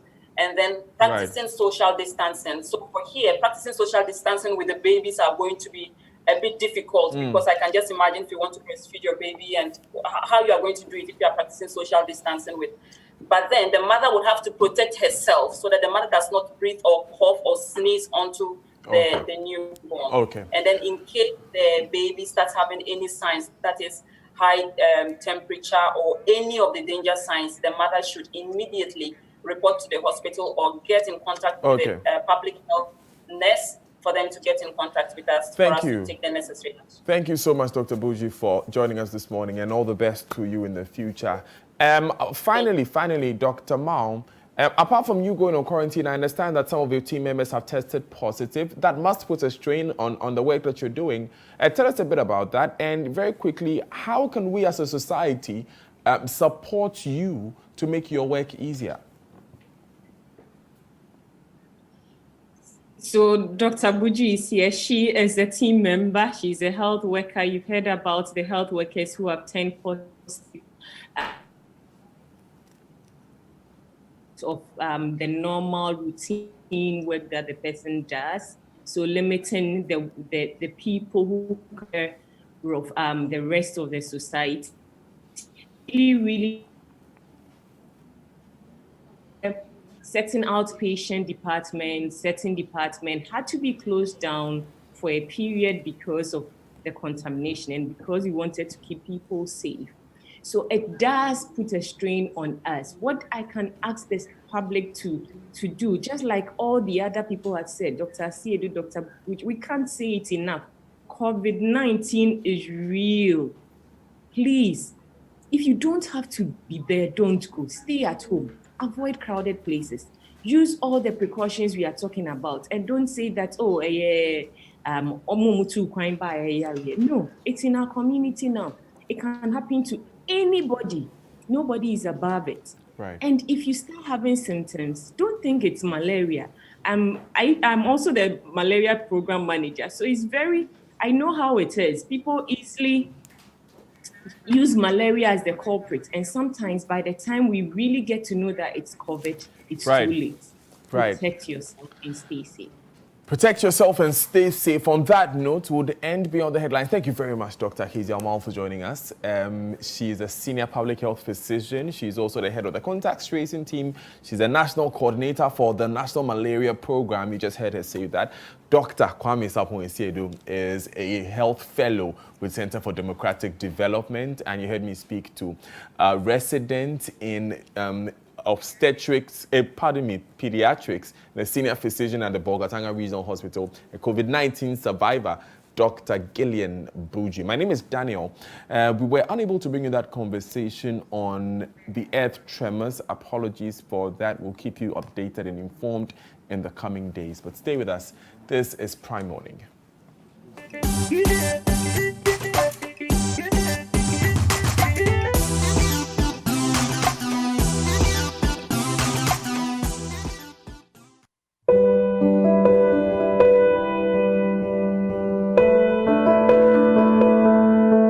All our emergency doctors, you never know who is walking through those doors, but you tend to everybody without fear. The staff of Noguchi, Kolebu, KCCR, and all other testing centers. Where would we be without you? We know some of you have been badly affected by this virus, yet you defy the fear of the unknown to fight against this virus on our behalf. You have been awesome in these trying times.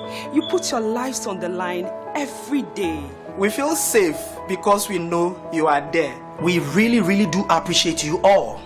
And what we can say at this moment is thank you. Thank you. Thank you. Thank you. Thank you. Akbenalo, that's all we can say.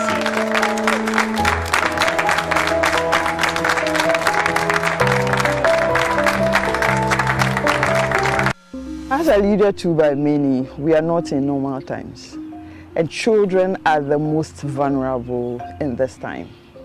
How well are we making sure that they are observing the protocols?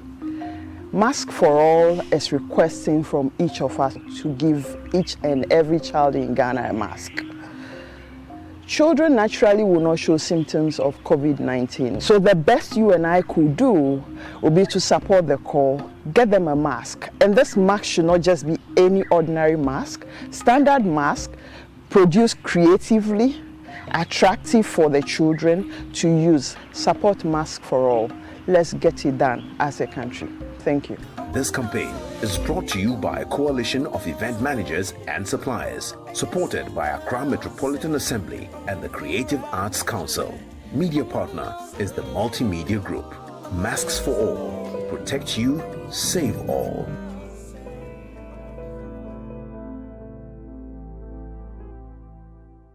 Let's show the world how good we are with our essays. Joy Learning Essay Club on Facebook offers junior high and senior high students an excellent opportunity to show the world how well they can write. In 300 words, write on the topic for the month. Write a letter to the President of Ghana suggesting the best safety measures that have to be put in place at your school before students are allowed to go back to school. Your essay must have your name, your age, a contact number, and your school. Send us a direct message of your essay to Facebook at Joy Learning TV. Yes, on our Facebook page. Win branded souvenirs, then become an ambassador for Joy Learning. Remember, the deadline is Tuesday, 30th June 2020. Essay Club is brought to you by Joy Learning. Joy Learning. Keep learning.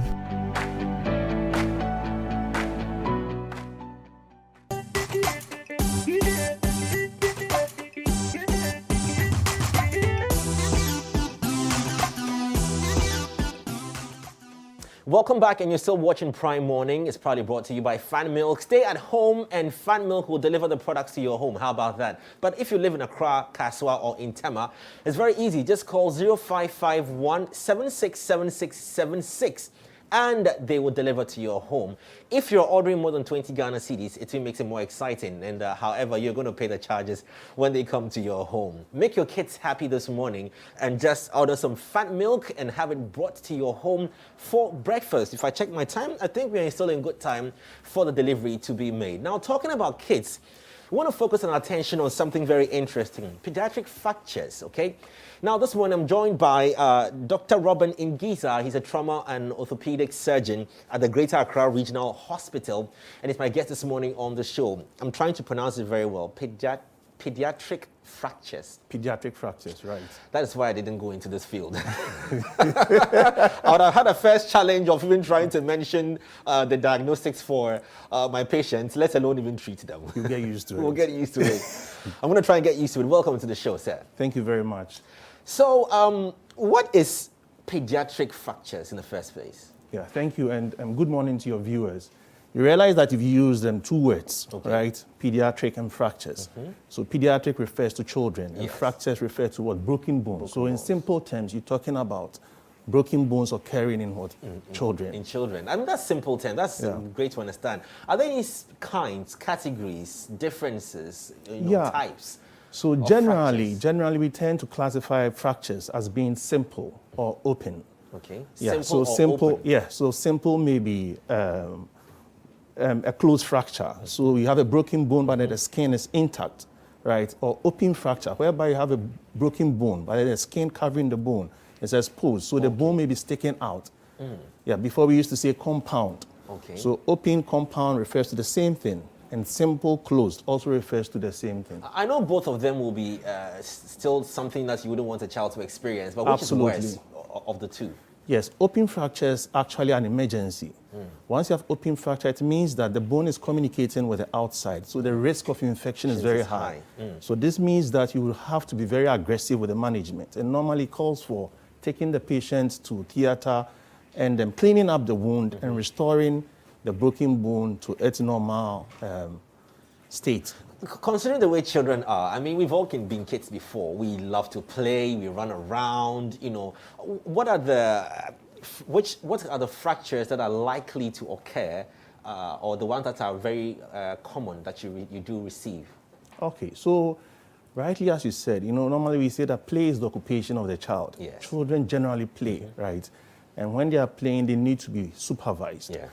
The common fractures that we tend to see are the simple ones.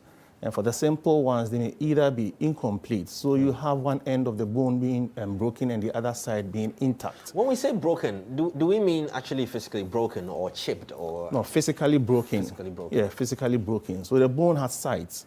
So you can have an incomplete where one side is broken and one side is intact. Or you can have a complete break in both sides. Yeah. So that is an incomplete versus what? A complete. There's a school of thought that doctors would amputate, and a lot of people carry that mindset that once you have a broken bone, it means amputation. Is that the case? Oh, not at all. Not at all. You see, whenever a child comes to you with fracture, your priority is to, first of all, to save life first, right? Then after that, you move on to save the limb. Okay, so our profession entails we restoring or reconstructing whatever that has been hurt, broken. So far from that, having said that, there are clear-cut indications for amputation, that is cutting off the limb, right? If the limb is mangled beyond reconstruction, then you have no choice. And sometimes you need to take the decision to save the life of the child, because life is more important than the limb. The limb can always be reconstructed.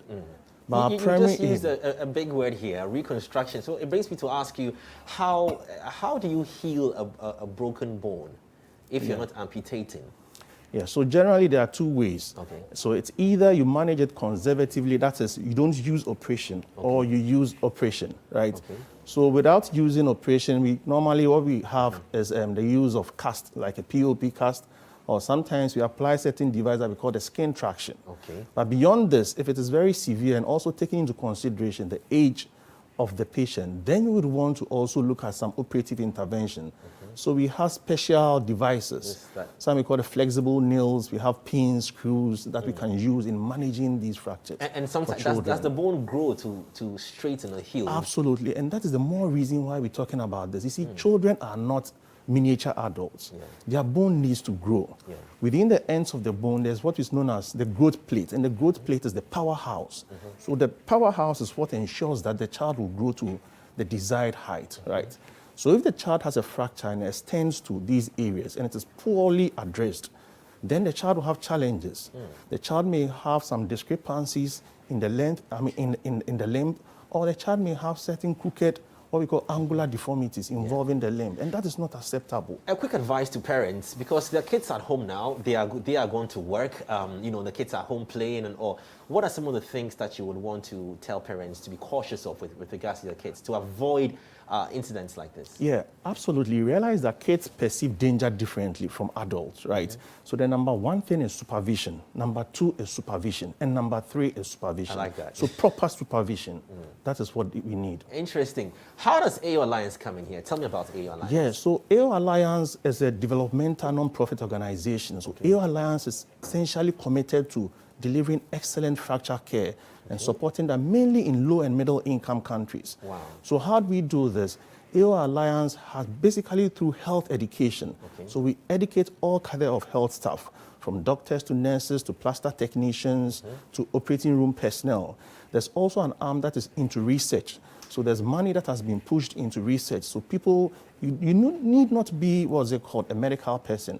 But if you have any brilliant idea with respect to research, you can come forward and assess those funds. So AO Alliance doesn't deal with patients, or does it deal with patients? We deal with patients as well. Yeah, because indirectly, once you are teaching people how to handle these fractures, technically you are dealing with the patients. Where do you find AO Alliance? And in case you want to get in touch with the organization as well. Yeah, so the project office is at the Ghana College of Physicians and Surgeons. Yeah, and that's where they are based. And we'll project their number on the screen, I believe. Yes, well, I have it here. So if you want to get in touch with AO Alliance, and I'm very sure this is critical to parents, 0302-238-703. I repeat, that's 0302-238-703. One last time is 0302-238-703. So you can get in touch with AO Alliance. I think this is a very important conversation we're having, because at this time, now all the kids are home. Absolutely. And playing is, like you said, it's the occupation. It's the occupation in there. Any final words you want to share with us before we go out here?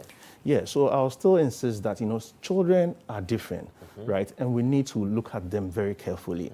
Whenever you suspect that a child has an injury, basic things, especially if it's a fracture, what you need to do is to try and splint, right? By splinting, you see, fortunately for us, the limbs are in pairs. So try and just align it, support it with something that will hold it.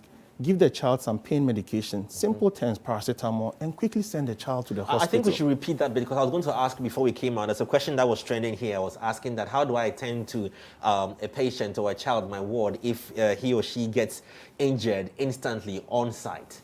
Yeah. So it depends on the severity. Some of them may be actually like, let's say, a child who's involved in a road traffic accident. Yeah. So the first thing that you do is, if you see that the limb is deformed, you try and align it, right? Splint it, give, what's it called? If there's any obvious bleeding, if you have any clean cloth around, you can just use it to cover it. Then quickly mobilize the child to the hospital. I like that.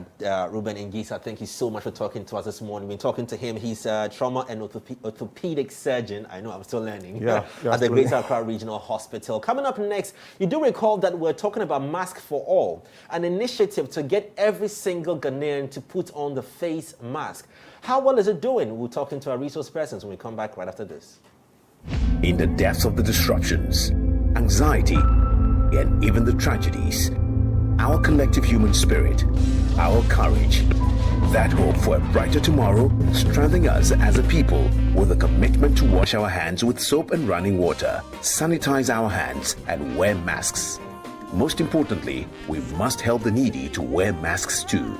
Support the Mask for All initiative now. Call 0595 851 160 and donate masks for the needy. This campaign is brought to you by a coalition of event managers and suppliers, supported by Accra Metropolitan Assembly and the Creative Arts Council. Media partner is the Multimedia Group. Masks for All. Protect you, save all.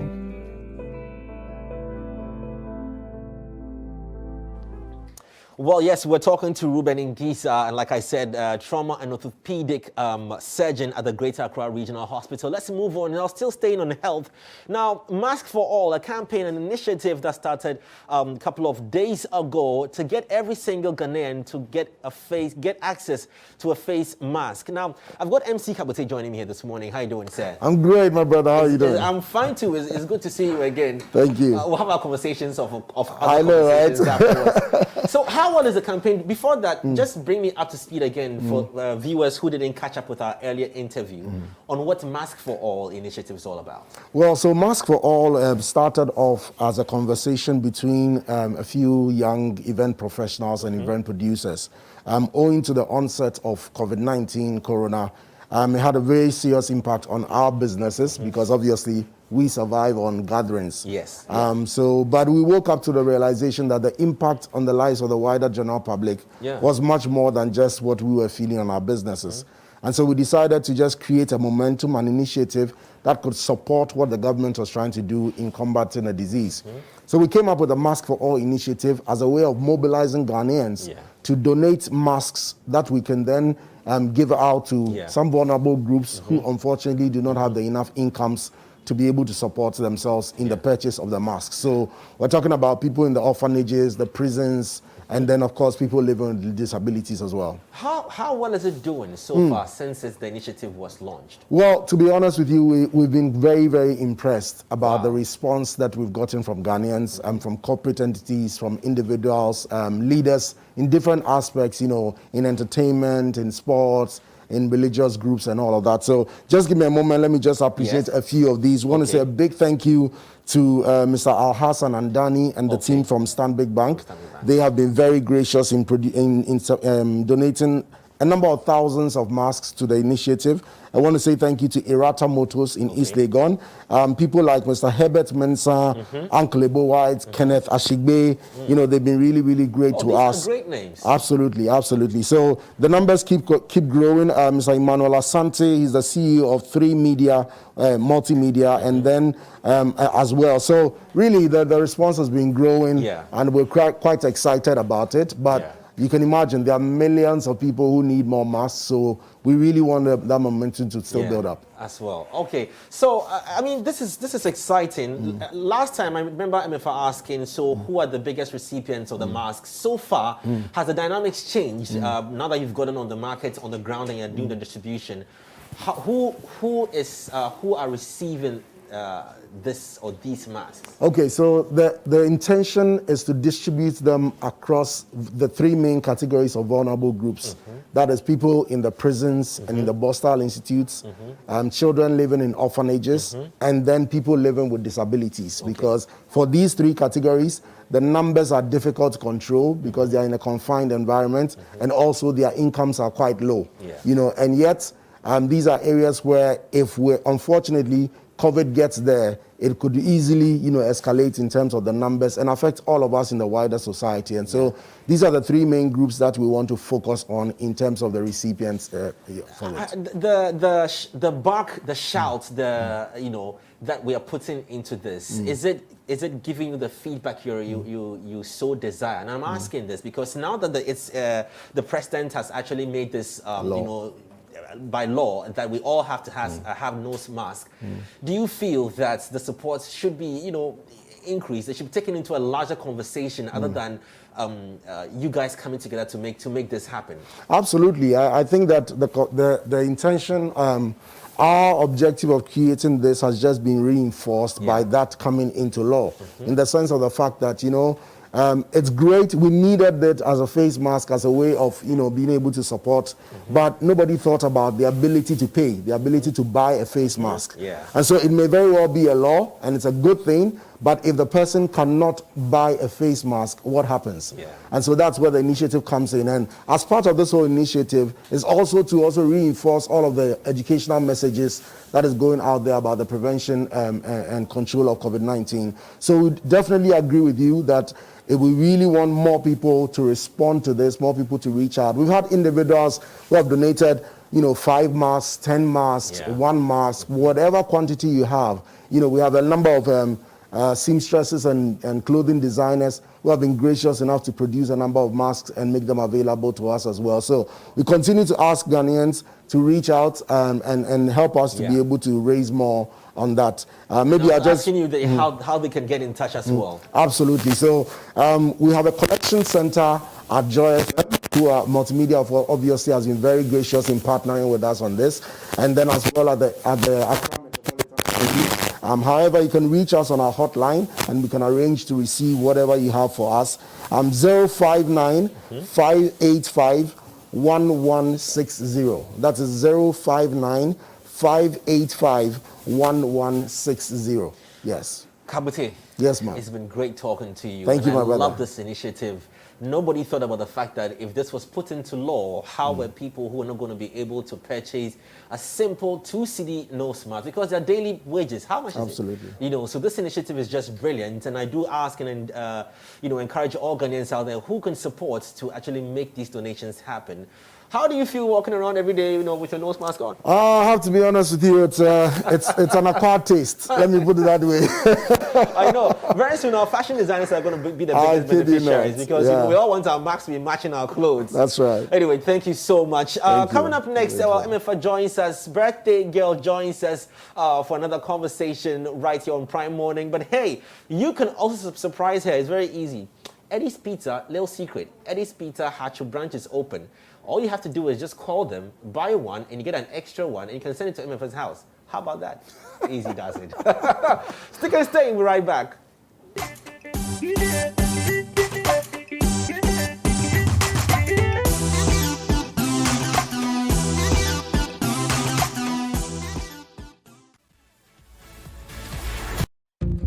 Accidents do happen.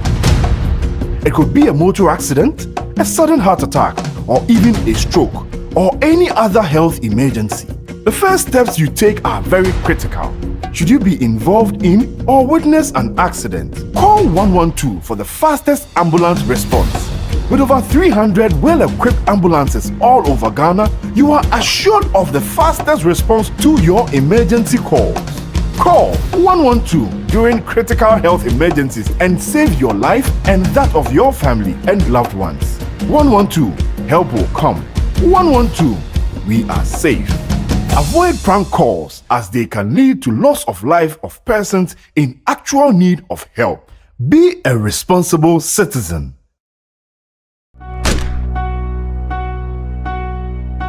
Success in every endeavor requires critical partnership. When it comes to consumer home electronics, quality from Syndicated Capital is your trusted partner.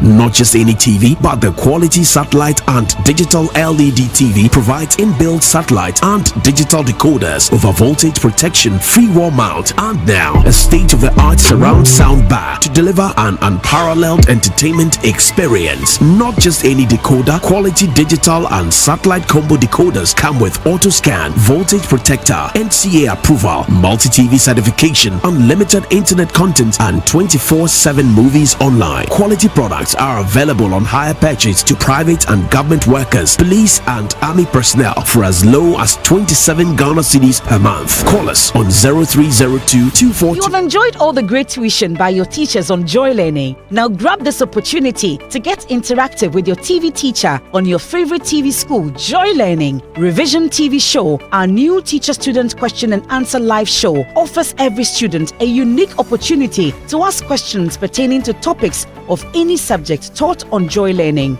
Join Revision TV Show by tuning into Joy Learning on your multi-TV digital box every Monday to Friday at 7 p.m. and a repeat at 10:30 a.m. Ask your questions by voice calls, video calls, and you can also post questions on social media at Facebook at Joy Learning and tweet at us Joy Learning TV, and your experienced TV teachers will be right on your screen with the answers. Revision TV Show, your TV teacher everywhere. Joy Learning. Keep learning.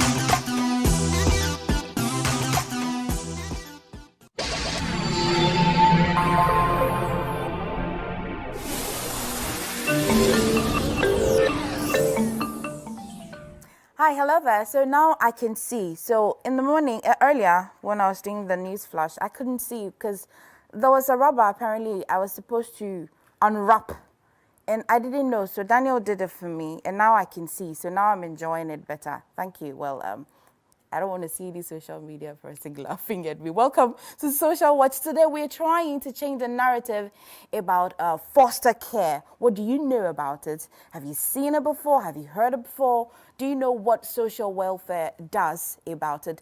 When I hear about foster care, one thing, adoption, and apparently there's a difference. So today I have head Foster Care Service Unit at the Social Welfare Department, and his name is Mr. Samuel Enyo Anaglate.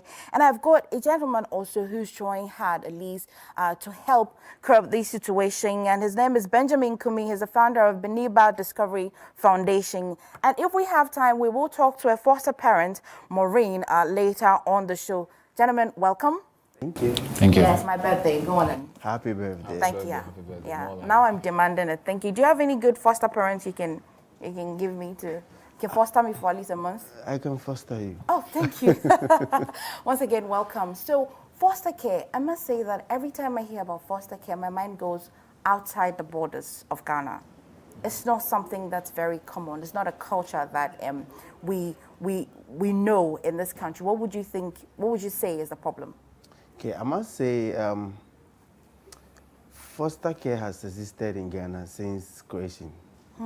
Because a lot of us, or a lot of people have taken care of other people's children, and that is all about foster care. Okay. We are now regulating it as a department called social welfare. And we know there are a lot of families that do not have any child to take care of because possibly everyone is taking care of their own children. When we walk outside this building, you see a lot of children on the streets. Some of them, a lot of them are there because they don't have anybody to care for them. So we have decided that we'll regulate this and then we'll invite people who at least have space in their homes, and then we'll be able to feed one child and also be able to take care of certain needs of the child to sign up for this so that we'll be able to take care of this menace where we have children growing on the streets and then children dying because no one is there to care for them. Care of them. Okay, I'll come back to you. I'll come to you, Benjamin, but still staying on you. You mentioned that you are now regulating it, so it's not yet It's not something I'll find under the regulations. It's in the regulations. Is in it? fact, Okay. It's been in our Children's Act since 1998. Okay. But it was part of the alternative care options. And when I say alternative care options, I'm talking about care procedures to take care of children who, for some reason, are not able to live with their families. But residential care is one, and foster care is also another. But there have been a lot of over-reliance on residential care. What's the difference? I want a clear difference between the residential care and the So residential care is just what we call the orphanages or children's homes. Okay. So a lot of times when people come across children who need care and protection, instead of considering foster care and other options, they fall on residential care, which is the residential homes. And that is even supposed to be the last resort. Okay. So that when you are not able to find a family member of the child, which is the kinship care, then you think about foster care, because these two gives the child a normal family environment. So the child lives like I'm living with my parents, and it develops the child psychologically. Okay. I'm still staying on you because you're from social welfare before I go to the NGO. At what point would you say that this is foster care? If I went on the street and I picked up that child in traffic and I take him or her to Osu Children's Home, and every day I go there, or every month I have a certain allocation of money I'm taking to this particular child at that orphanage, am I fostering this child? No. First of all, an individual working on the street cannot pick a child and then send the child to a residential home because he thinks that the child needs care and protection. That is determined by the social worker, the Department of Social Welfare officer. So if you were to come across a child like that, either you take the child to the social welfare officer or to the police, who would then contact the social welfare officer to make a determination on whether the child should be removed from his or her environment. So coming to your question, so assuming the child was even taken to the residential home, which you are aware of, you, how do you call it? You can, of course, support because you send the child there. And but you are not fostering the child. You are just supporting, take care of the child. Okay, then it's easy for me to ask you, what exactly in simple terms is foster care? So foster care is providing a family-style environment for a child in need of care and protection. Let me explain it further. Great. So let's say you think that, how do you call it, I have some space in my home. I'll be able to take care of a child. All I need is to feed the child in the morning and take the child through the homework, and then maybe assist the child on anything you would have done for your own child. Okay, and you think you have the time, you have the space to do that. You sign up with social welfare, we train you and then license you. And then as soon as we have a child who is in need of care and protection, I keep using this word, let me explain it. A child who doesn't have a parental care and needs to be taken care of.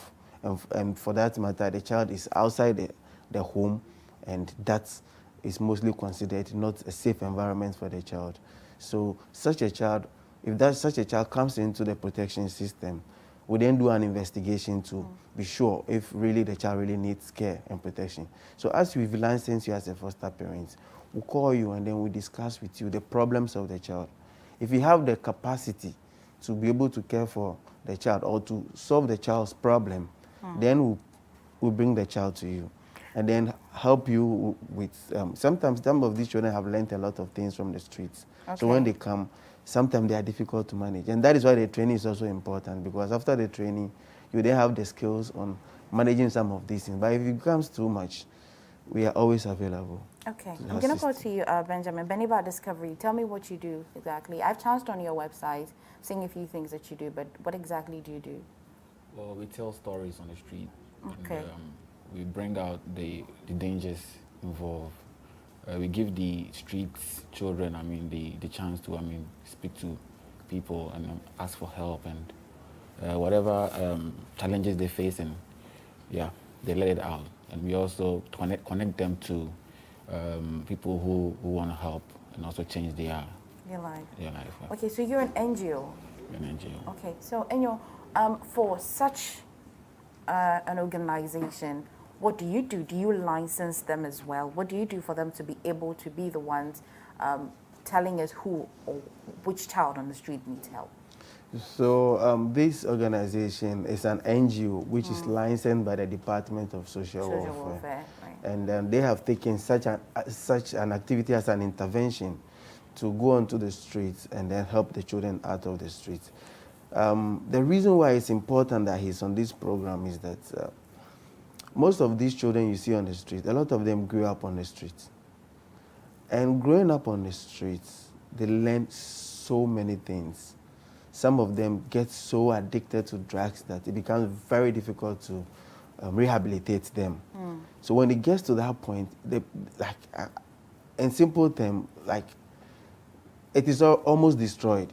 Right. Okay, we need resources that would have used in taking care of about 50 children to just help one child out of such a bad environment. Oh wow, that's some statistics. Yes, wow. And that is why foster care is very, very, very important, because when you pick the child early, you take the child to a home environment, and that child is taken through a normal family living. You teach the child, don't do this, work on the child's conscience, develop the child so that the child will see certain things as bad and will not do it. So that the child will not get to the position where it will be difficult to handle. So let's say I watched one of his documentaries, and this boy was so addicted to drugs. One, he's been out of school, so taking him back to school will be very difficult. I'm sure he will talk about it himself. Yeah, I can't wait to get to. So I'm going to come back to you with how you get the resources for that. Is it solely government's responsibility? And even take me through the procedure. Do you find the foster parents and license them so they're in waiting, so that when you chance on a child, you give it to the child, or you get the child before you go looking for the foster parents? So think about all of this. Tell me some of the experiences, some of the stories on the street. Okay. I have to greet your viewers, right? Good morning to you. Please go on, yeah. But the name is Benabi. Benabi, right? Benabi Discovery, yeah. And then the experiences we've had so far is really, really bad. Yeah, and the street children are open to so many social vices. They have so many experiences that when you're about to counsel them or psych them, you face challenges, and it's very difficult at that stage that you've got into. So we're tackling the hard part. We don't even prevent it from happening, because you will not get to know whilst the issues are, boiling up. The child is beginning to go through these kind of lifestyle. We just get to know when he is on the street and already facing the dangers. Right. Yeah. It baffles me why we have so many children on the street. One would say that increase in teenage pregnancy, children losing their parents. But truth of the matter is, some parents are there and the children are on the street. We'll come back to that. But share with me how you get the resources to be able to even help a child that is even addicted already. Resources in dealing with the foster care issues. Okay, so first of all, assuming I place a child with you, you take care of the child with your own resources. There's a reason why we went that direction, and I'm going to talk about that later. Right. Because if you want to compare what we do in Ghana to Canada, the US, the UK, that is a bit different. We adopted a different style, and I will explain that. So first of all, if I was to place a child with you, you use your own resources in caring for the child. But when it gets to the point where it becomes very difficult, so assuming the child falls very sick, that you need some money to take the child through healing processes, then social welfare will come in to assist. Okay. In taking... Solely your discretion. It's very discretionary to know that, I need to step in for this person, right? Yes, and there's a system. Once we place a child, we keep monitoring, and it's like we are with you in this. Okay. So when the problem starts coming, we are able to know. Okay. So when there's an issue, you can call on us, and then we'll come and investigate if really we want to assist. And if we think this is not so much for you to for us to come in, and you think that no, you can't do it. We have a child with you. We either come in to help you because it's very difficult for you, or we then move the child to another foster parent. Let's take a step backwards. What's the procedure like? I read on your website that you identify, you screen, you register dedicated prospects. You know, how do you do that? So first of all, we do an orientation after you have applied to become a foster parent. So randomly, you can get an application coming through? Yes, application form. Okay. Yes. And you can get this from any social welfare office, Department of Social Welfare office. We have a lot of them in there. Okay. Almost every district has a social welfare office. So you can just walk in there and then tell them you want to become a foster parent. They will furnish you with a form to complete. It comes with a medical screening and then medical screening form and then a police clearance check. And in the instance that you maybe for some reason you're unable to go to the police station to get a police clearance, you can get two character referees who will then convince us that yes, they know you and you'll be able to take any criminal records. Exactly. So that will work for it. Then the next stage will be that the social welfare office where you bought it, the district social welfare officer will then orient you. And by orientation, we are just explaining to you that what you are getting yourself into is not adoption, it is different from adoption, and then you are going to use your own resources, basically letting you know exactly what foster care is about. And we'll give you some time to go and think about it. If you think you are still in for it, you really want to take care of the child, then we train you. And the training takes 2 days. 2 days? Yes. 2 days in fostering. 2 days? Wow. I'm going to come back to that. So, Barnaby Discovery, how long have you been running this NGO? 3 years now. 3 years. Now, your first year, let's do some ratios, let's do some numbers. Your first year, your second year, your third year, did you have more numbers in your first year as compared to, is the situation getting bad, I should say? Is it getting good or is bad? Well, let me say, first year and second year was the organization coming on board, not for streetism, but we were here to, tell stories of vulnerable people. And then we touched on streetism, 2019. We started working on streetism and realized that no, there is more issues with streetism, so we should just tackle it. We should take up the cause. So then we prioritized streetism, and for about a year now, we have so many street children that we've documented on them. Yeah. So your experience with street children, what do you think is a counter to them coming on the street? What's happening? Broken homes. There are so many things. Broken homes to urbanization. Some feel like, the city. Most of them are coming from different towns, different villages. And then what they have in mind is that, there is money in Accra, there is this, there is that. So the moment they face a little challenges with their relatives, they try to move out.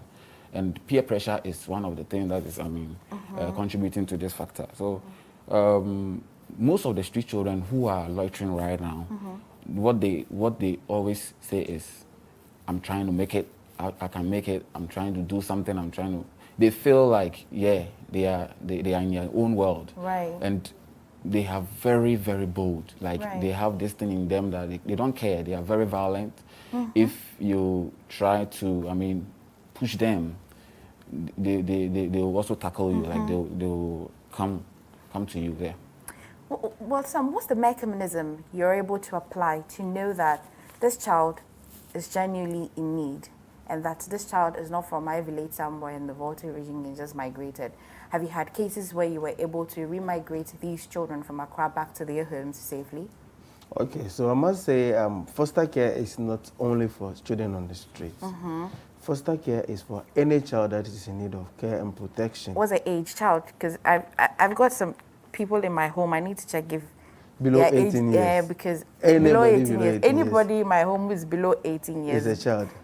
Who is above 18 years, I'm going to sack because I'm fostering some people that, just by the way. Yeah. So below 18 below years. Below 18 years. Okay. If a person is, you must have met people who are above 18 on the street. What do you do with those people? So that is you assume the law says that you're 18, you can think for yourself. So yes, that's a different story. So like he's doing, he will try and get some of these people off the streets by enrolling them in trade if they want to trade training and other things. Yeah. So I also wanted to comment a little about what get the children onto the street. Right. Maybe that will give us a little more. We had some peer understand. pressure, broken homes. Yes, yeah. Some people who are just really tough nuts. Some people who are so they think they see their future on the street. Yeah. So and I want to look at it from this other direction. That there are two main factors that get the children onto the street. Okay. Those are the push and then the pull factors. So the push factors are conditions in the home, okay, which will not make the child stay in the home. And that is when you can talk about the broken homes and the like. Some of these homes, there are children who are, how do you call it?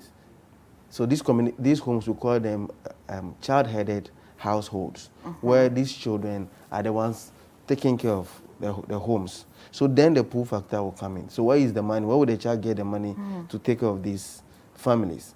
The money is on the street. So that will put the children onto the street.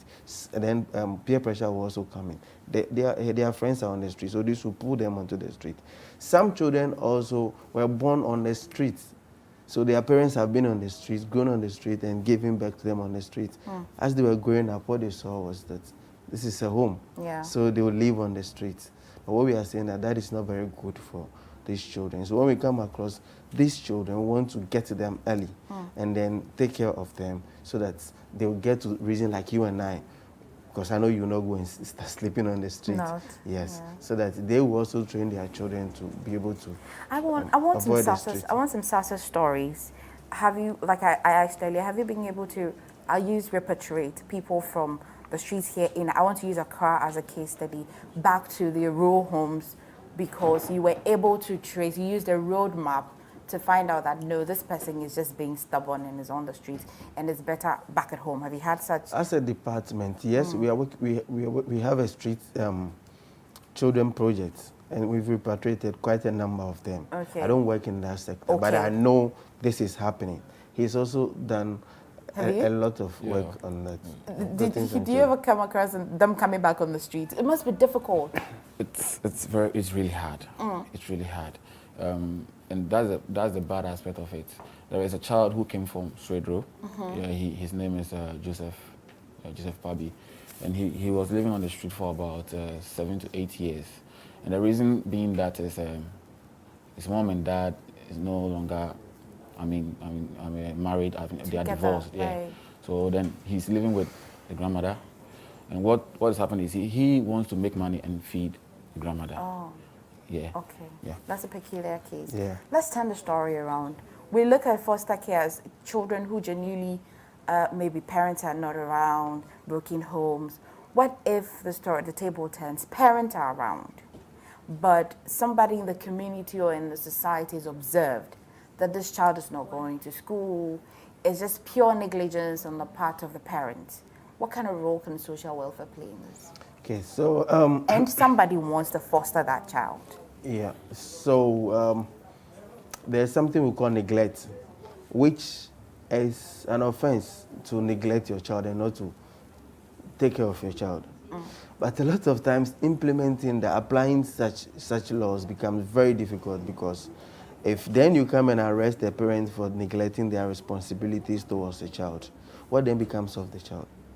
Right? Assuming the parent goes to jail, what then becomes of the child? Makes the matter worse. Exactly. So it makes the whole thing a bit complicated. But we try our possible best to counsel them, and then find out what exactly the problem is. Is it that they are poor? If they are poor, then we link them to some of these social protection programs. Okay. But if they are not poor and then they are just not helping, we'll have this option of considering the best interest of the child. Are we going to keep living this child with this family so that the family would then destroy the future of the child? We may then take the decision of moving the child from the family into our care system, whilst we work on the family. And as soon as that is solved, we bring the child back to the Let's look at the period. How short and how long can the person sign up to foster a child? The shortest and the... So from when one applies to when a child is placed, the law talks about 15 weeks. Okay. Yes, so let's say, no, 12 weeks, let's say 3 months. Okay. Let's say 3 months. Okay. So from where you apply to become a foster parent to when we place a child with you, the law says you shouldn't exceed 3 months. The reason is that you may lose interest in the process. And we need you so badly because we have so many children out there. Okay. Then still following on period. When a parent, how long can a parent foster somebody? The shortest time social welfare, or is solely dependent on the person who wants to foster it? I want to foster this child for 10 years. Rather, it depends on the problems the child came with. Okay. So assuming somebody calls the department and tells us, we found this child loitering, and we pick up the child. Immediately we need to place the child somewhere. I can't take that child home. And we are also trying to reduce a lot of children being taken to residential home. So we then want to place the child in foster care. So I may call you as a foster parent and tell you, these are the problems and these are the circumstances. We are still investigating. We want to keep the child somewhere. If you agree, I'll bring the child to you. If tomorrow we find the parents, I can come for the child. Okay, all right. I'm going to come back to you. I'm not being gender biased, but your findings on the street, women, men, or boys, girls, which ratio is higher? Men. Men. They are more motivated to make money. Is there any special arrangement for girls on the street? Let me come to you on the girls on the street. Yeah, it's just the same. Operation Clear Children off the Streets. Okay, same principle for all of them. That, yes. Well, what are your challenges? I mean, clearly money is the challenge, but what else? What are some of the major challenges? The experiences they've had, I mean, the drugs they take. So when you find out a child is addicted to drugs, in your strength, what do you do? What can you do? You still you let them sign up, tell their story, and then still ask somebody to come and foster them? Oh, wait, maybe let me explain it a little bit. With foster care, what they do is they prevent it. They don't tackle it from where it gets to, as in with what we do, our findings. Okay. They try to prevent the children from coming to the street. I mean, getting on the street to become worse. So it won't get to that stage where we are tackling. You get it? But then when the cases of drugs, I mean, the children need rehab, they need counseling, they need to be isolated a bit, and it's a long process. Yeah. Okay, so we have Auntie Maureen Okema. She's a foster parent. We'd like her to share her experience with us. Hello. Hi, Auntie Maureen. Hello, good morning. Good morning. Thank you for joining us this morning. Huh? Hi. Yeah, thank you. Oh, great. So, I'm fine. Great, I'm fine. Great. So I must say thank you to the viewers. I didn't get that. Hi, Auntie Hello? Maureen. Yes. Do you hear me clearly? Yeah, I think the line is having challenge, but it's okay now. It's Okay. better. Okay. So please, share with me your experience. Why did you decide to be a foster parent or a foster mother? I must say good morning to the viewers and also the people that made it possible for us to have this program on the air so that we can speak out Okay. our challenges and our experience towards that. Right. I'm the one that have the idea or the happiness or the luck to stay with a child. I feel staying with a child all my life. I like them personally. Okay. So whenever I'm in town, I see children around. I feel so bad because there's a lot of people who have the money who can take these children out of the streets, but the society. So for me being a part of this program, I applied. Okay. And they accepted. Okay. So when I applied, accepted, I was so happy. They asked me whether female or men. I said, no. A child is not a property. They are human beings. They need parents to take care of them. Right. Because when a child they grow out of the parental care, something is lacking. I agree. So I decided to be a part of the program. So, and since I've been staying with them, I don't have problem. Right. So how many Most are of you the time- fostering? I'm fostering 2. Wow. That's good. Their Wow. age. How long have you been fostering them? Oh, it's more than 7 or 8 months now. Wow. Okay. It's getting to 1 year. Okay. Yeah. Okay. We actually just wanted you to share your experience with us and how you're feeling about it. We're unable to talk to you for a long time because of our time, but you're actually now a case of interest, and so we'll follow up again, and so that we can get a better experience. You share with us a better experience. Thank you so much. Thank you, dear. God bless you. All right. Thank you. Yeah, I'm running out of time, but I'd like to tell me how I can find you, how people can help, and then I'll come back to you, sir. Okay, so we are on every platform, Bernabe Discovery. Yeah, from Instagram, Facebook, everywhere, and our email to available. Our website is bernabediscovery.org. I can hear you. Yeah, bernabediscovery.org. bernabediscovery.com. .org. Dot .org. org. Yeah, Okay. .org. Yeah. So when you go there, we have our stories there. We have our details, our address and number, phone number there. You can just call if you really want to help any street child. There are so many street children stories being placed there, interviews and documentaries. So, Yeah, I see that you named them also nicely. Yeah. That's a nice one. And tell me, is it getting better? Are people getting interested in fostering children in Ghana? Yes, people are getting interested. Okay. And, but we still need more people to come on and help. Somebody will be sitting at home and think that I really want to help, but I don't have time to care for the child. We need your money. Somebody else will be able to take care of the child. And then we will need your support to take care of I would have asked what's like for the monitoring after the child is being fostered, but you already mentioned that you were with them. It's not like you dump the children on them. You're with them, so you monitor them and ensure that this child doesn't go back to the reason why. Exactly. And so we're rest assured. Yeah. Okay, clarify quickly the difference between fostering and adoption. Okay, so the difference is just that fostering is temporal, while adoption is permanent. And let me explain. I know you're running out of time. With adoption, the child becomes yours, just as you have given birth to your own child. But with foster care, the child came to you because of a problem, and we have to solve that problem. So we work together with you and then the foster parents to solve that problem. And as soon as the problem is solved at home, the child goes back. But in the event that the child doesn't, the problem doesn't get solved, we then recommend the child for adoption. And in that case, we talk to you, the foster parent, first, because you have been with this child all this time. If you're interested in adopting, then we take you to the processes of adopting the child. Well, you're from social welfare, so you know a lot about it. However, we went on the street to talk to people to even get to know whether they know what foster care is. This is what we found out. Stay with us. It's serving as a parent or helping a child who hasn't got support from a parent. Foster care is just having someone's child, an orphan or a neglected child, under your care. Okay, I don't know foster care, I don't know about it, but what I know is foster like somebody if you need help. Yeah, foster care is a means of you adopting someone to take care of.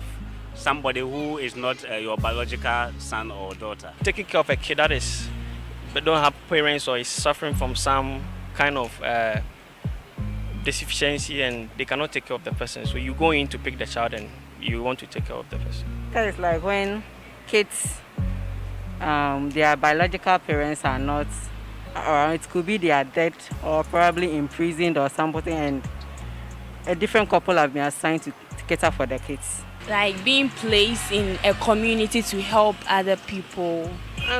Honestly, I don't know what foster care. I've heard of it, but I don't have much idea about it.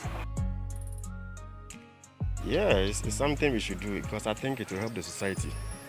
It will reduce the street children, children walking around the street, and then just how do I put it? With this growing up to become societal problems and then these criminals. Oh yes, I have that in mind, but not now. For now, I have my own responsibilities and children to take care of. So once I have some surplus, why not? It's in mind. Well, because I sympathize with the innocent. No. Due to the financial crisis and other things, I do not want to consider that now. Yeah. Okay. It will help others, like people in a minor community, being placed to help them. Yeah, I think that's all I know. I've not thought of that. I rather want to take care of my kids first. Maybe if I didn't have, then maybe the thought will come. Then even with that, I have to decide with my wife. No, it has never come to mind. Nothing special, but it has never come. Right. So you have a Herculean task to, change the narrative, and so you have a few seconds to at least try to change somebody's mind, because these comments I'm hearing are not impressive. Yeah. Okay. So, like you've already heard me say, there are a lot of children out there who need help and some form of support. If let's say you even have children already and you think that they are bringing in another child to play with your kids, and then you take care of the child, that is so much welcome. Just walk into any Department of Social Welfare office and then apply to become a foster parent. Our doors are also open. If really, maybe you don't understand anything, talk to us and we are ready to assist you. All right. Thank you so much, Mr. Samuel Enyo Anaglate. I'll come finding you. Which of the offices are you? Where can I find you? I'm promised in me the 1 month ministries. foster care. Yes, I'm at the head office. Okay, head office. Okay. Your website again? BernabeDiscovery.org. Okay. Yeah, it's fun on that website. You should check it out, BernabeDiscovery.org. Thank you so much. We'll come back and then you join us with your thoughts. Stay with us.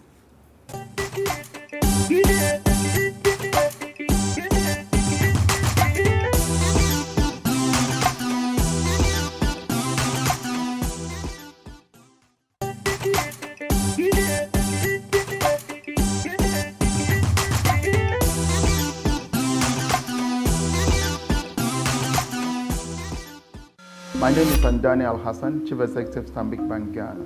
COVID-19 is a once-in-a-century event disrupting the entire world and our country, Ghana. The means to protect ourselves and others against COVID-19 is in our hands. Masks for All is an NGO that is dedicated to providing face masks to our communities around Ghana.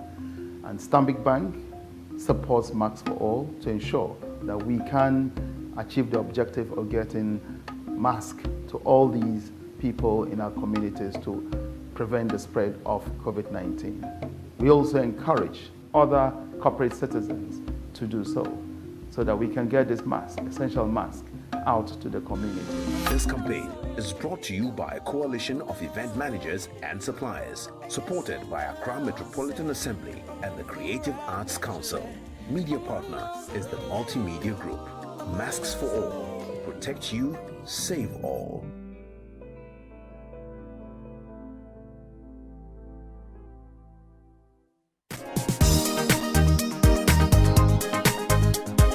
We promised we delivered a new learning experience. Joy Learning, Ghana's first ever educational television channel, is here. It is well accepted by the students and highly recommended by the teachers. Let's hear what they have to say. Joy Learning has brought me a lot of benefits academically. The channel has helped me to improve on my vocabulary when I watch the English lesson.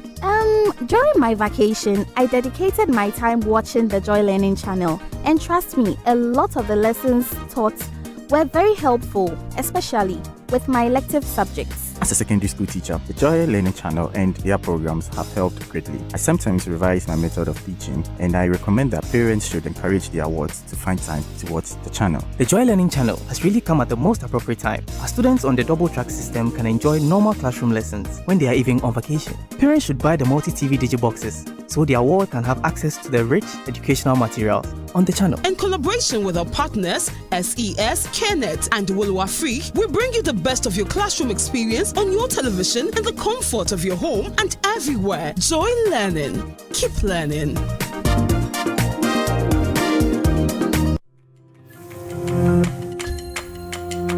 This week on What Don't You Know?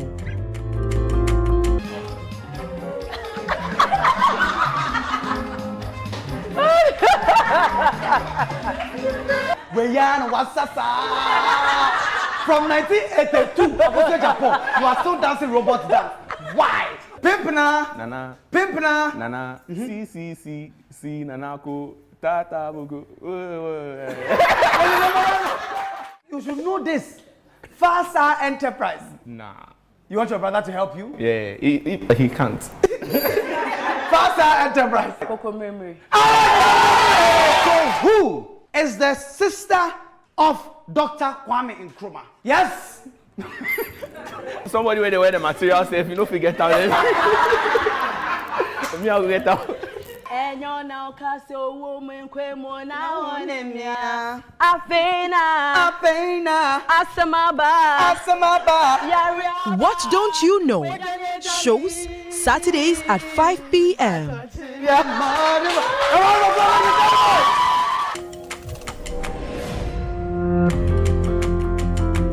Joy Prime, real entertainment.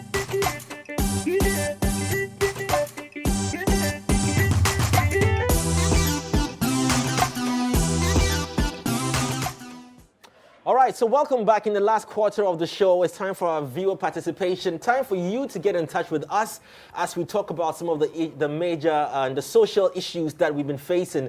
Let's sort of review the week. One of the biggest conversations is the earthquake that happened. The earth tremor. I beg your pardon.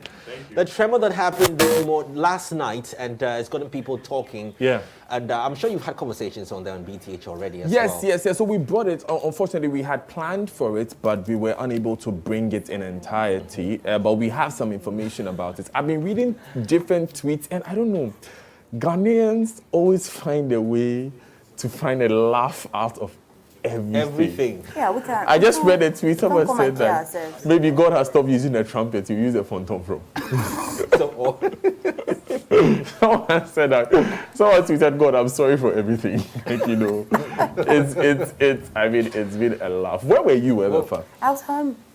And something hilarious happened. I can't talk about it. No, I'm trying to be civil. No, just say it. So it's a tremor. Mm-hmm. It's called a tremor. So I heard it, but for some reason I had it on top of the building. I didn't feel it. I'm supposed to feel it underneath. Am I not? Mm-hmm. Yeah. So I got a special one. It was on top, and it was about nearly 11 p.m. Yeah.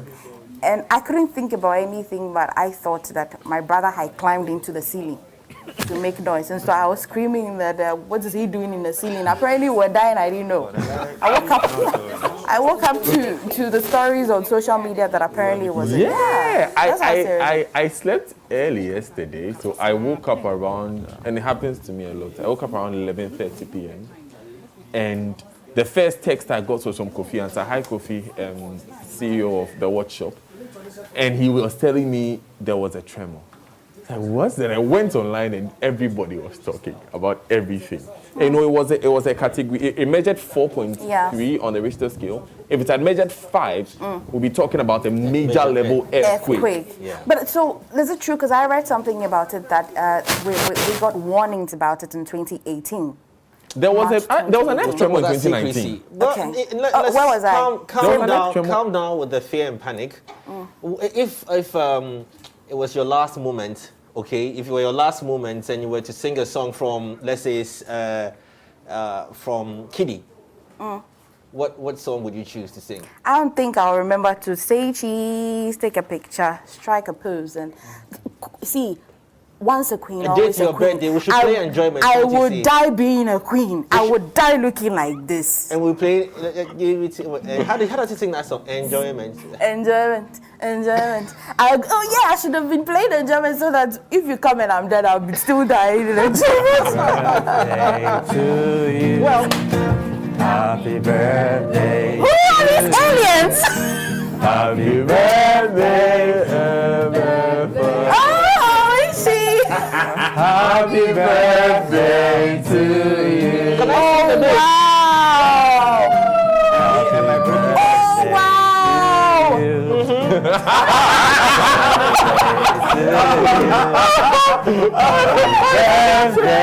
Happy birthday. Oh, happy birthday to you. Okay. So beautiful. Okay, again. First order of business. Can someone get the woman a tissue? We need to leave that on for a moment. The key is too low for me.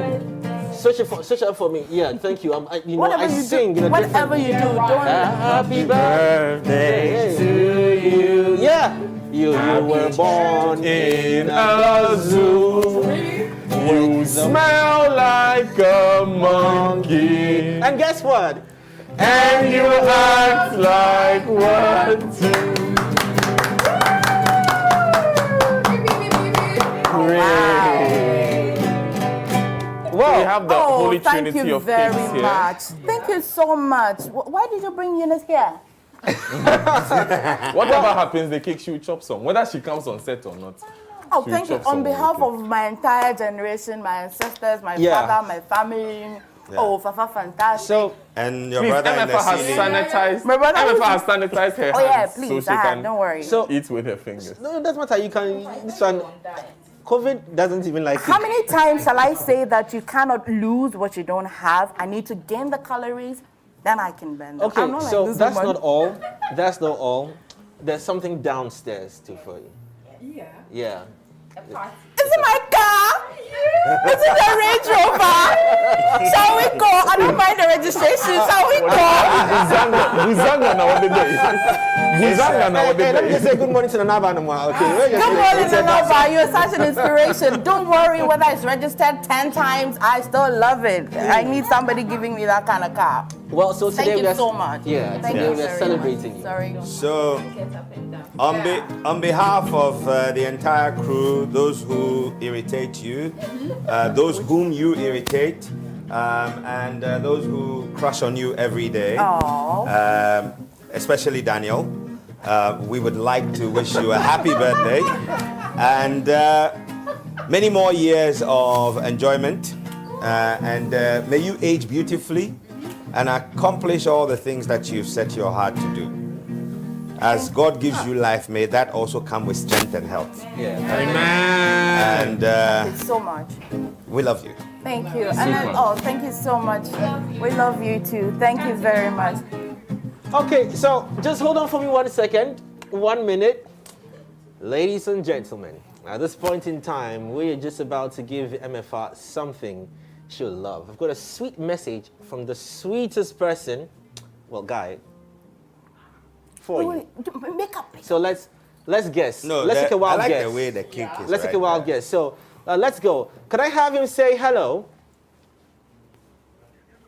Oh, we are trying. You're almost there. Anyway, a quick video. We'll be right back. Happy birthday, Auntie MFA. Aging grace, more life, more of everything good you desire. God bless you for being a wonderful aunt to me. Thank you for all your advice and everything.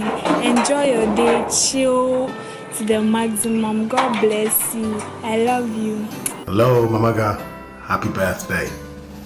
You know I don't do these things, but for you, I can't argue. Have a wonderful day, and you deserve all the good tidings that will come. You're a truly wonderful person.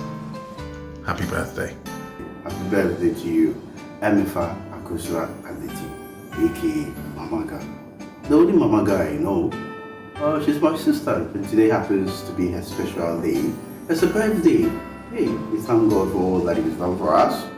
But personally, as a brother, all these years for me, you have stood for this word, sister, meaning surprise for S, I, inspiration, S, satisfaction, T, triumph, E, entertainment, R, reliability. I am grateful that you are part of my life, sister. I wish you long life. May God continue to bless you and make you greater. Thanks. Emmy, hello. Congratulations. Congratulations on another year around the sun. Emmy, I wish you more of such. Okay? I know God has a better thing in store for you, and I can't wait. I can't wait for those good news, those juicy ones. Hey, Masuke Kabe, news of elevation, news of increase, news of expansion. You know that I can't do it. Okay, you're maturing. Oh, chasing me, Papa. As want to be done.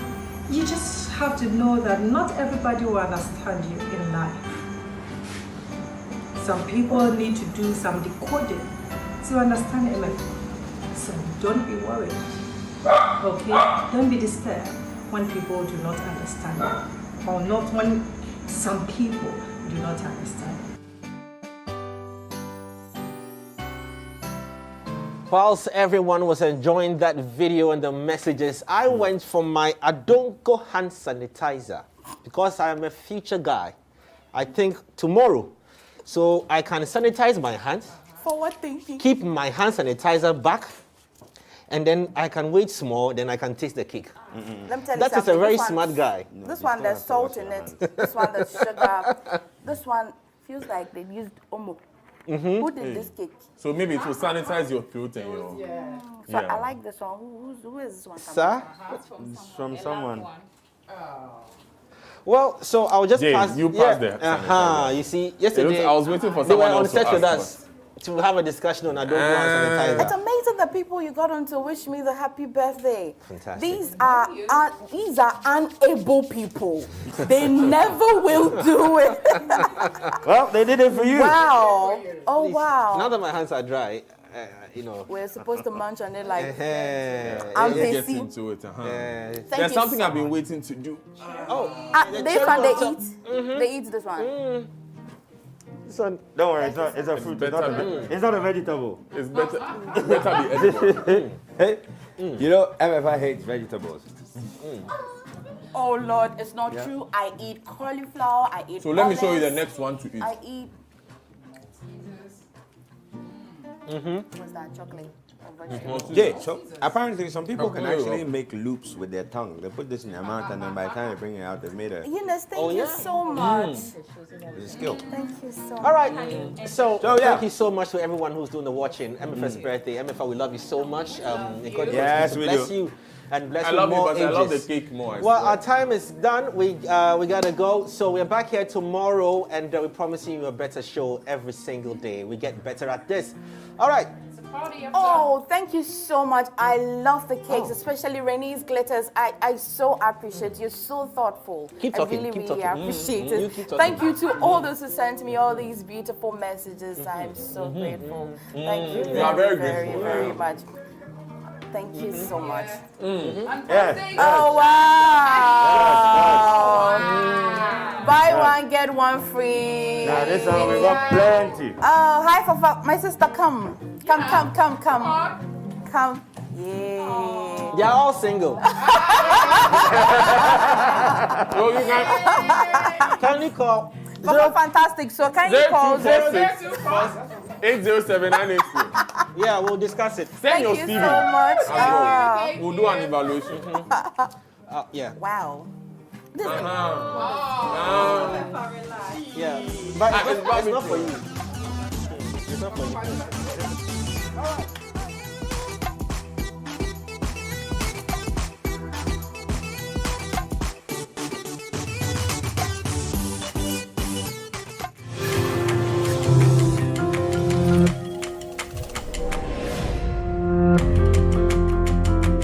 Joy Prime, real entertainment.